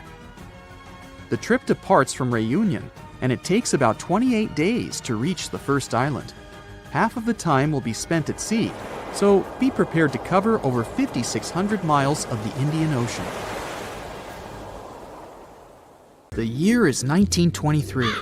Two teenagers sneak out of their homes in the middle of the night in Florida City. Rumor had it that an old man was building a rock castle by himself. But every time someone tried to see what the old man was doing, he would stop working. The curious teens managed to sneak into Ed's backyard and saw something they could later describe as magic. They recalled seeing rocks moving around like helium balloons. The old man was moving up to 30 tons of stone by himself to build his castle. Even if he didn't allow anyone to see him working, he would proudly talk about it around the town. But whenever people asked how he was building a stone castle all on his own, he simply answered, "I cracked the secret of the pyramids." This story begins in Latvia, Edward Leedskalnin's home country. Edward was born in a small village on January 12, 1887. He was born in a family of stonemasons, which is probably where he learned ancient techniques of building. However, he grew up as a sickly boy, which meant he could never carry much weight or undergo heavy physical activity. At the age of 26, an unfortunate turn of events determined Ed's fate. The love of his life broke off their engagement, and heartbroken Ed decided to move to the United States. He lived in a couple of American states before finally moving to Florida, where his life's adventure started. Ed spent years searching for the right spot of land to build his dream house. He always rejected good farmland. When people wondered why, he only smiled. Finally, when he bought land of his own, it was deemed terrible by his close friends. The soil was bedrock. He could neither plow nor farm it, but it seemed perfect for what he was seeking to build. Ed's close friends would often describe him as eccentric. When asked why he wanted to build a house, he would only say, "It's for my sweet 16. Someday she's coming back." Then, he changed the topic of the conversation. It took Ed about 30 years to finish Coral Castle, and he did it all by himself. He would only work under the cloak of night and never let anyone see what he was doing. The completed Coral Castle embodies a number of unsolved mysteries. If you were to visit the site back then, you'd have to go through a 9-ton, 8-foot-tall revolving gate door that even a kid could push with just one finger. Ed was so proud of this door that he originally named the site Rock Gate Park. It was renamed Coral Castle only much later, after Ed's passing. Once inside, visitors would access the incredible wonders of Ed's constructions: towers, mystic symbols, furniture, and swing sets, all made entirely of monolithic blocks of stone. The stones are set on top of each other, using only their weight to keep them together. And believe it or not, the entire park gathers around 1,100 tons of stone. Today, if you visit Ed's living quarters, you'll even see the simple instruments he used to construct all of this: chisels, hammers, ropes, and pulleys. The type of work he did is difficult even with modern-day equipment, let alone without it. Coral Castle's main mystery lies in how Ed managed to do it. The only photograph of Ed Leedskalnin at work shows a simple leverage structure of a chain hoist attached to a wooden tripod. The tripod was made of old telephone poles with a small wooden box on top. What was in the box is, of course, a mystery. Unfortunately, he took his secrets with him, not sharing the truth of his work with anyone else. Yet, not all is lost, as there are many theories and speculation surrounding what could have happened there. One theory says that there is a harmonic grid inside the Earth's surface, something that would create anti-gravity spots around the globe. It's believed that Coral Castle was built in such a spot. This could explain why it took Ed so long to find land that pleased him. Maybe what he was looking for was a place that allowed him to experiment with anti-gravity forces. Yet, whenever Ed talked about his work, he would say he understood the laws of weight and leverage, and, sure thing, that he had cracked the secret of the pyramid builders. And what secret is that, you might ask? According to Ed himself, it has to do with magnetism. He even published a pamphlet called Magnetic Current. There, he explains that every object has magnetic particles inside of them. A person just needs to understand where they are located inside such objects. This way, objects can be lifted and moved around without much effort, just like moving something heavy underwater. Researchers say that if we assume Ed Leedskalnin and the pyramid builders used the same technique, then it would only have taken 4,700 workers to build the Great Pyramid of Giza, instead of the 20,000 to 100,000 that is currently estimated. But this story just keeps on getting more and more mysterious. In the late 1920s, Ed was finishing the construction of Coral Castle in Florida City. Rumors about his work had spread around town. People said Ed was hiding a stash of money somewhere in his living quarters. One night, a group of men waited until Ed was alone and broke into the castle to rob him. They couldn't find the money and, luckily, didn't harm Ed. But in the following days, he decided that it was best he moved out of that land. Of course, he took more than his toothbrush along with him. Ed decided to move the entire Coral Castle to another land, 10 kilometers away from where he had built the park. Legend says he hired a truck driver and asked him to swear secrecy about what Ed intended to do. He asked the driver to look away while Ed loaded the truck by himself, moving all of the rocks without any help. With the truck loaded, Ed and his castle moved to Homestead, Florida, where the park is located until this day. In 1986, a group of engineers from Florida University was called to try to fix the park's gate entrance, the 9-ton revolving door that Ed was so proud of. They arrived with plenty of modern-day equipment, including a 20-ton crane. When the engineers took the door down, they noticed that Ed had used a strange circular stone at the bottom of the revolving door. The engineers couldn't understand how this frisbee-sized rock could withstand 9 tons of weight without breaking into pieces. They sent the rock to the geology department at the University of Florida, but the geologists simply returned the rock, saying they couldn't find a match of this rock in their databases. They couldn't determine its origin. The engineers put the 9-ton gate back into place, trying to use other techniques. At first, it didn't work without the base rock Ed had originally used. So, they had to cut the gate rock to make it work as a revolving door once again, proving that modern-day technology couldn't replicate what Ed had done single-handedly. Fast forward to 2011, and another man claimed to have cracked the code of the pyramid builders and Ed Leedskalnin himself. Wally Wallington, a retired construction worker from Lapeer County, Michigan, has managed to build using similar techniques to those used by Ed. Wallington is known for having built his personal Stonehenge in Michigan. He is said to have used simple machines, such as levers and counterweights, moving around multi-thousand-pound concrete blocks. Unlike Ed, Wallington has shared his techniques with the public. Multiple videos are showing the clever engineering he built from very simple materials. It sure is impressive. The man has moved his entire barn into another property just with the help of simple tools. However, there is no way to prove that these were the same techniques used to build Coral Castle. To this day, the secrets of Coral Castle haven't been unraveled. But hey, we can always keep trying to solve it. It's the first day of your long-awaited trip to the Amazon forest. You flew all the way to South America. More specifically, you landed in the city of Manaus. It's the heart of the Brazilian Amazon. So far, you've traveled by air, car, and now water. You are on a tiny boat moving through the dark waters of the Amazon River. Yes, the river is also called the Amazon. And just FYI, it's the second longest river in the world. It loses only to the Nile River in Egypt.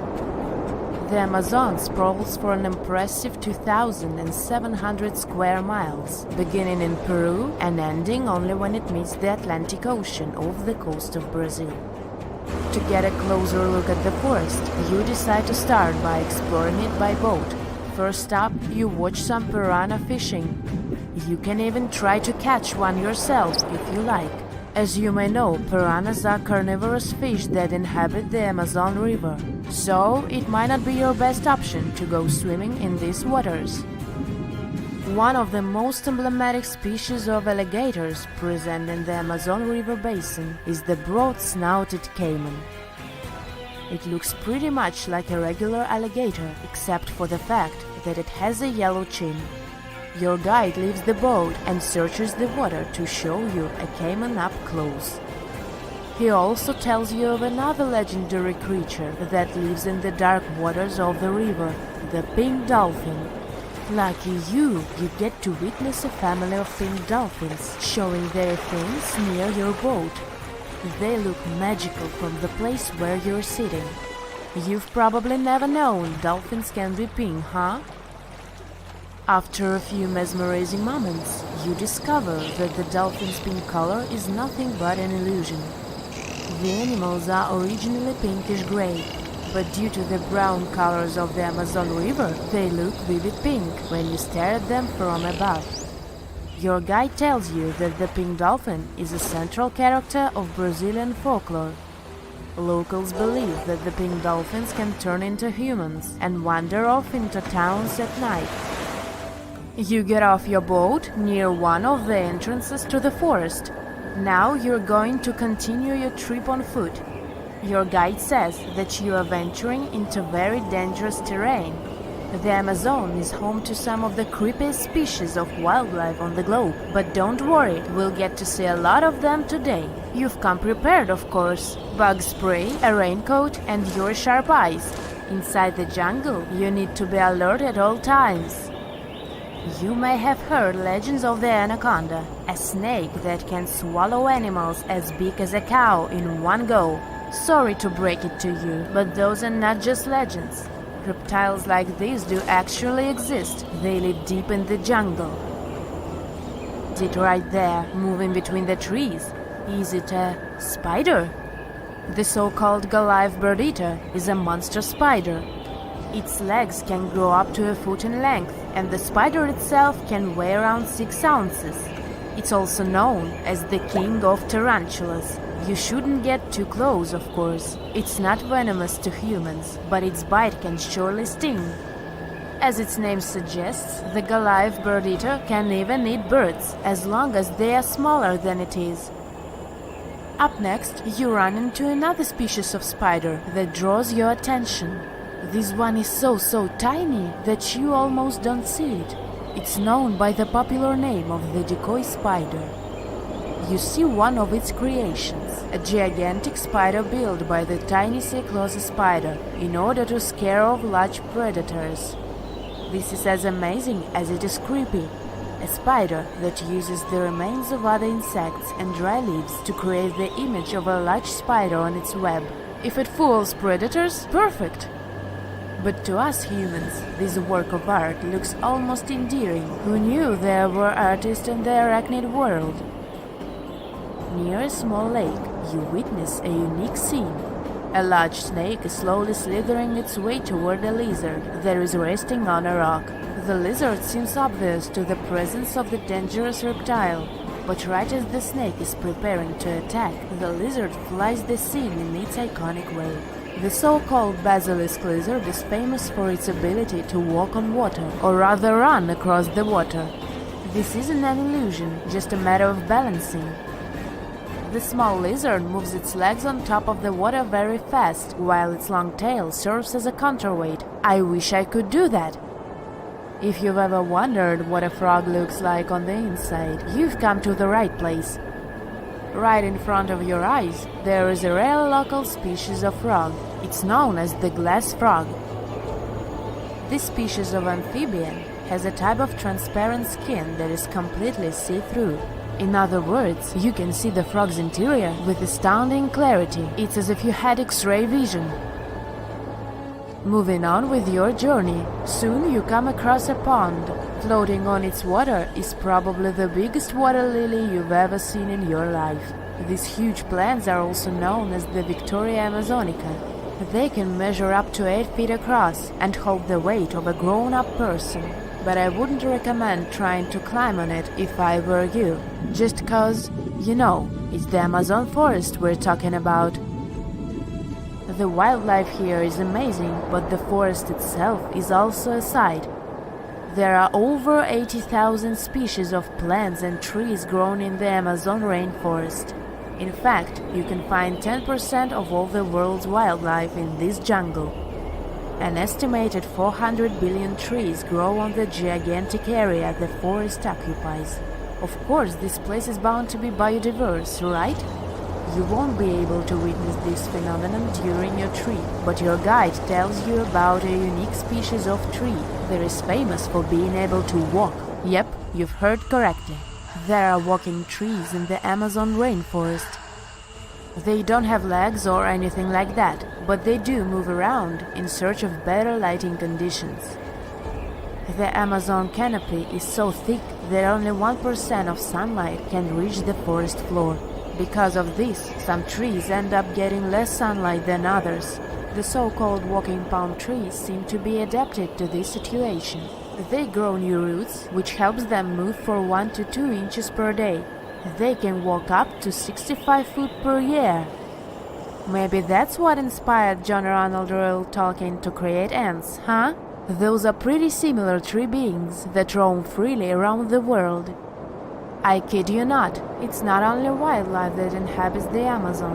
Actually, over 30 million people live in the forest.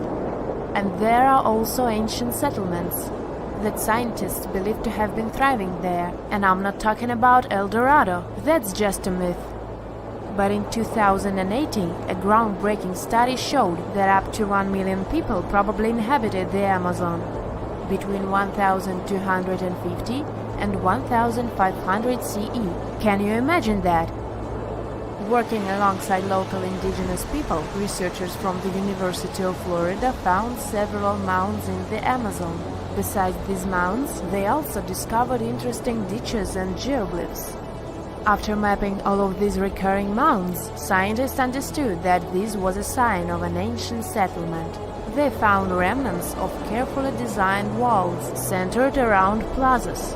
This could only mean that these ancient cities were big and could host hundreds of thousands of people. These findings brought back the idea that the Amazon could have been home to thriving civilizations way before the Europeans arrived there.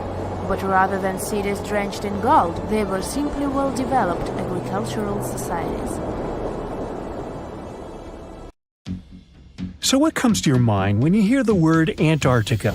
Most likely, cold, snow, ice, and penguins. Yet, this is one of the least explored regions in the world that hides many strange and unique things. Check them out.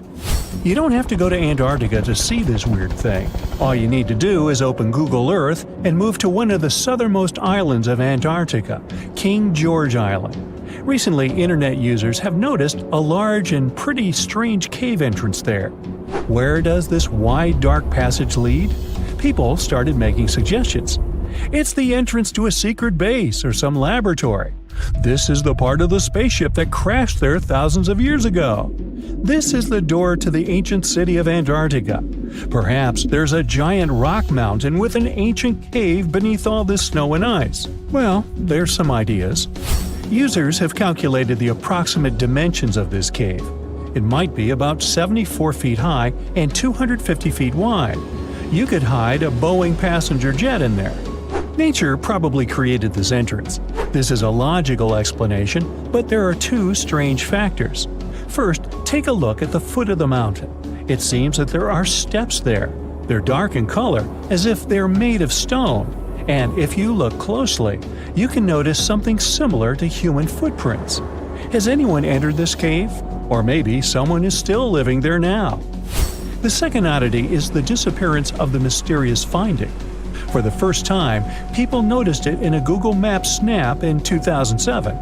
Then the entrance disappeared. Then it reappeared a few years later. After that, it vanished. And in 2022, people saw it again. Perhaps old snow melts, a new layer falls, and then the wind blows it away and the cycle repeats. But the alleged steps leading deep into the cave make one doubt the natural origin of this tunnel. You can easily find the coordinates on the internet and visit the cave via Google Earth. You might see something there and tell the world. There's another strange thing people discovered with the help of Google Earth. In 2020, one user found a strange object that looked like a giant ship 100 miles off the coast of Antarctica. It was covered with ice and snow and lying on its side. It looked like a cruise ship. You could notice the windows, the deck, and the bridge.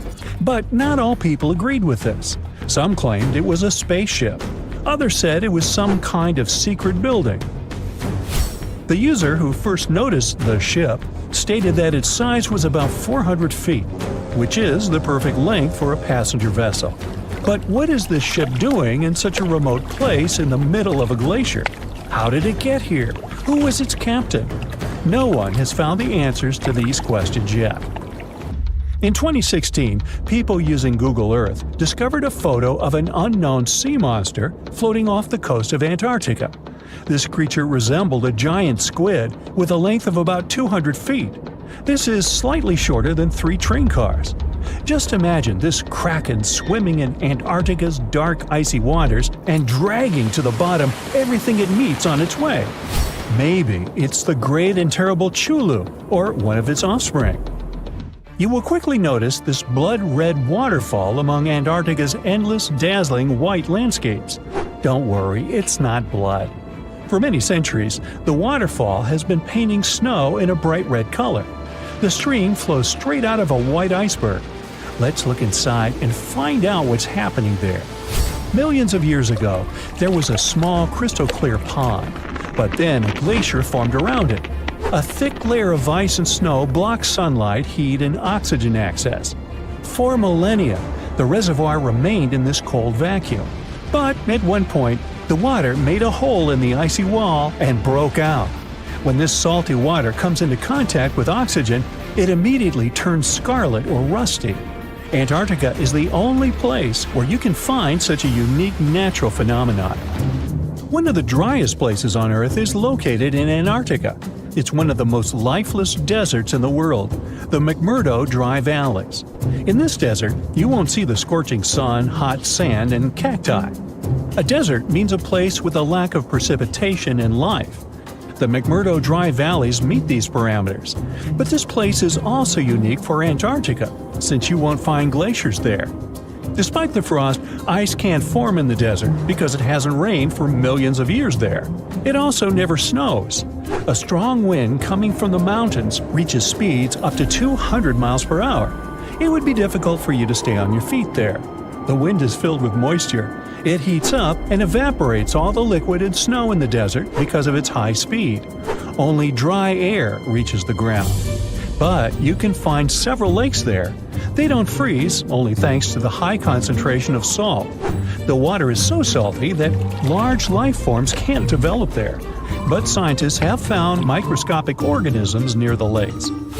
20 million years ago, Antarctica was filled with swamps and trees and swarming with insects and animals. But now, it resembles the surface of Mars, literally. Scientists and astronauts are exploring such regions as the McMurdo Dry Valleys, since the natural conditions there are similar to those on the Red Planet. So, before you go to Mars, you can practice living in similar places on Earth. Also, scientists discovered an underwater world in the Antarctic filled with hundreds of amphipods, crustacean animals similar to shrimp. Wait a minute, it happened in the Antarctic? But the McMurdo Dry Valleys are located in Antarctica. Well, the words are very similar, but what is the difference? Oh, and don't forget the Arctic. The Antarctic is the region in the southernmost part of Earth that houses the continent of Antarctica, and the Arctic is another land altogether. They have the same natural conditions, frost, ice, and snow, but they're located in different parts of the planet. The Arctic is at the North Pole, Antarctica is at the South Pole. Now, back to the discovery. Scientists put forward theories that the ice of the Antarctic hides a vast network of freshwater rivers and lakes. And in 2022, they found a new ecosystem. Researchers explored the Antarctic Ross Ice Shelf and its underwater rivers. This is a massive piece of ice floating in the ocean. A team from New Zealand used a special drilling rig equipped with a hot water supply to drill a hole 1,640 feet deep. That's more than the height of the Empire State Building. Then, they lowered some video cameras and saw thousands of crustaceans swimming in different directions. So it seems they're very unorganized. In the waters of the Antarctic, you can also meet some of the scariest creatures on the planet.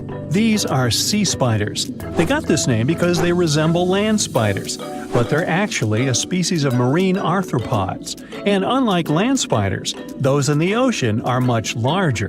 They look like 8 strong legs without a body. One such spider can be a dinner plate in width.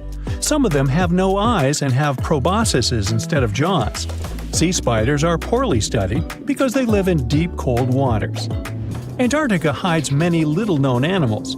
There are long tunnels in its glaciers leading to scary darkness.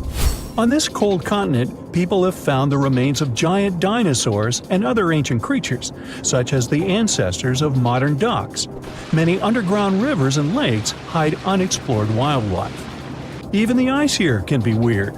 Take a look at these striped icebergs. They have blue, black, green, and turquoise shapes. The color depends on the conditions of the water during freezing. For example, green lines appear because of algae. Blue ones form when the water freezes too quickly. Okay, I'm freezing. Time to go thaw somewhere warmer. Hawaii. Yeah. A girl, once and beautiful, ended up in a grave with a huge sickle across her neck. There were no signs of violence, no indications of any actual crime. Yet, someone was clearly terrified when they forced her into that grave. So scared that they even placed a padlock on the big toe of her left foot. They wanted her to stay in the tomb once and for all, fearing she might rise and take revenge on them. So, a whole community turned against a young lady who wasn't even over 20 years old, deeming her to be of ultimate danger. Do you see what I'm driving at? Let's test your historical knowledge. Who has been feared throughout human history to such an extent that commoners couldn't shake off that lingering sense of dread, even after their passing? If you say witches, warlocks, and vampires, you'd be completely correct. Just a little hint here. If you can't overpower someone physically, you can do it supernaturally. Well, that's at least what people used to think back in the 17th century. Not only was there a sickle and a padlock, but there were also signs of an attempt to twist the girl's corpse in the grave and turn it face down. This attempt had failed, leaving her spine buckled and twisted. By the way, the padlock wasn't necessarily meant to lock a vampire. It was more likely a talisman against evil spirits. That's a peculiar and, let's face it, very cruel way to bury someone. Yet it was a common practice for creating anti-vampire burial sites. The methods for preventing vampires from rising were quite elaborate. First off, let me introduce a term. Anti-vampire graves, known as revenant graves, date back thousands of years and have been found in various locations across Europe. Europe, you heard that right.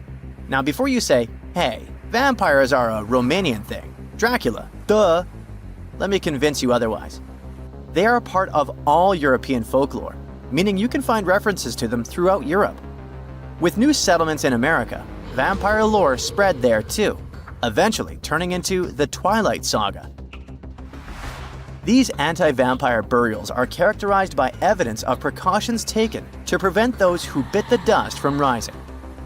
Such measures could include placing large stones on the deceased's legs or even piercing the body with a lance to fix it to the ground. To be completely safe, they could also consider removing the head from the torso.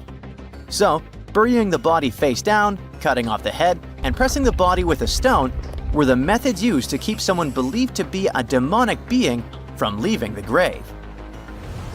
Let's return to the poor lady, or rather, the girl. A couple of archaeologists, Dariusz Poliński and his partner, Magna Durodska, who happened to be partners in both crime and life, stumbled upon her grave. Strangely, all of her 206 bones remained untouched. Yet no gravestone, no name, nothing. Just a lonely grave on a hill in northern Poland. Polinsky, a professor of archaeology, and Zagrodska began piecing together the story of the woman they eventually named Zosia. Carbon dating suggested she had been about 18 years old and had passed away about 350 years ago during a chaotic time in Poland's history. There is little documentation about this graveyard, which seemed to serve as a resting place for individuals marginalized by the community. Was Zosia a poor girl who had been marginalized because life forced her into the worst situation a lady could face? Not really. As the archaeologists delved deeper, they stumbled upon some hints that indicated she might have hailed from a rich family. Her burial featured a stylish bonnet, and the delicate silk along with shiny silver and gold threads found with it suggested that it was part of an elegant headdress. This all pointed to the idea that she had some serious status or wealth. But the way she was buried indicated her outsider status in the village of Pien. Perhaps her presence there was unwanted, hence the idea of her being a vampire, backed up by the manner in which she was forced into the grave and held there. By analyzing the structure of her skull and extricating DNA from her skeleton, scientists created a reconstruction of what her face might have looked like. The specialists meticulously reshaped Zosia's likeness using modeling clay on a 3D printed model of her skull, which proved to be a deeply moving experience. They remarked that while they often worked on face reconstructions, in this case, they also sought to restore her dignity. Utilizing these three methods, the team reconstructed Zosia's 400-year-old face, revealing the human story buried beneath supernatural beliefs. It's ironic, isn't it? First, people tried their hardest to make the world forget her face and prevent her from ever coming back. 400 years later, people did everything they could to bring her back to life. Her picture now is all over the internet, yet we will never see the faces of those who buried her. Alas, this reconstruction project only allows viewers to visually connect with Zosia, but her true story remains a mystery. But what we know for sure is that people who were deemed vampires were badly discriminated against, to say the least. Rumor had it that hungry vampires would even steal people to quench their thirst. Let's use math to prove this rumor wrong and prove that Zosia wasn't one of them. Back in the year 1600, there were only 537 million people worldwide. Yeah, this data may not be very accurate, but it's pretty close to reality. A physicist, Kostas Eftimiou, calculated that if a vampire had been drinking one person's blood each month, humanity would have faced extinction within a few years. Starting with one vampire and a population of 537 million in 1600, this math shows we'd have no humans left by July 1602. But here we are now. Well, while placing a stone on a corpse to make sure the vampire doesn't rise may be something new to you, there are also a bunch of stereotypical things associated with these creatures that you definitely know, such as garlic and mirrors. Funnily enough, even though it's all based on a bunch of superstitions, there's pretty good logic behind the garlic thing. You see, it contains a special compound called allicin, which is a powerful antibiotic. While people back then couldn't know what an antibiotic was, they noticed garlic was pretty effective against various conditions. Since they believed vampires were created by a particular blood condition, they also believed garlic could defeat a vampire. And there's more. There's actually a blood condition called porphyria, which makes people look like real vampires. Their skin is pale and their teeth get bigger as their gums shrink. And guess what? People who have porphyria cannot consume garlic, as it worsens their condition. Wow, that's a cool coincidence. The next superstition is a bit fresher, and it's about vampires avoiding mirrors. The first known reference to the mirrors comes from the book Dracula in 1897. But why wouldn't a vampire show a reflection? Simple. Before the plastic era we live in, mirrors were traditionally backed with silver. Silver was commonly believed to repel evil spirits, possibly because it has antimicrobial properties. Much like garlic, its healing properties may be what was supposed to scare off a vampire. Another reason why suspected vampires may have avoided mirrors is the changes to their appearance from conditions commonly confused with vampirism, like porphyria and rabies. People afflicted with these conditions may have avoided looking in mirrors for that reason, causing others to assume that vampires avoided mirrors. But if you ever met a vampire and these methods don't repel it, I have one more trick for you. Ask the potential vampire to count. It can be spilled grains, seeds, or even the holes in the fishing net if you happen to have one. Vampires are into math, so they'll stop to count, delaying them until sunrise. And we all know that vampires don't do well in sunlight. Ironically, it's Count Von Count, a vampire who teaches us how to count on Sesame Street.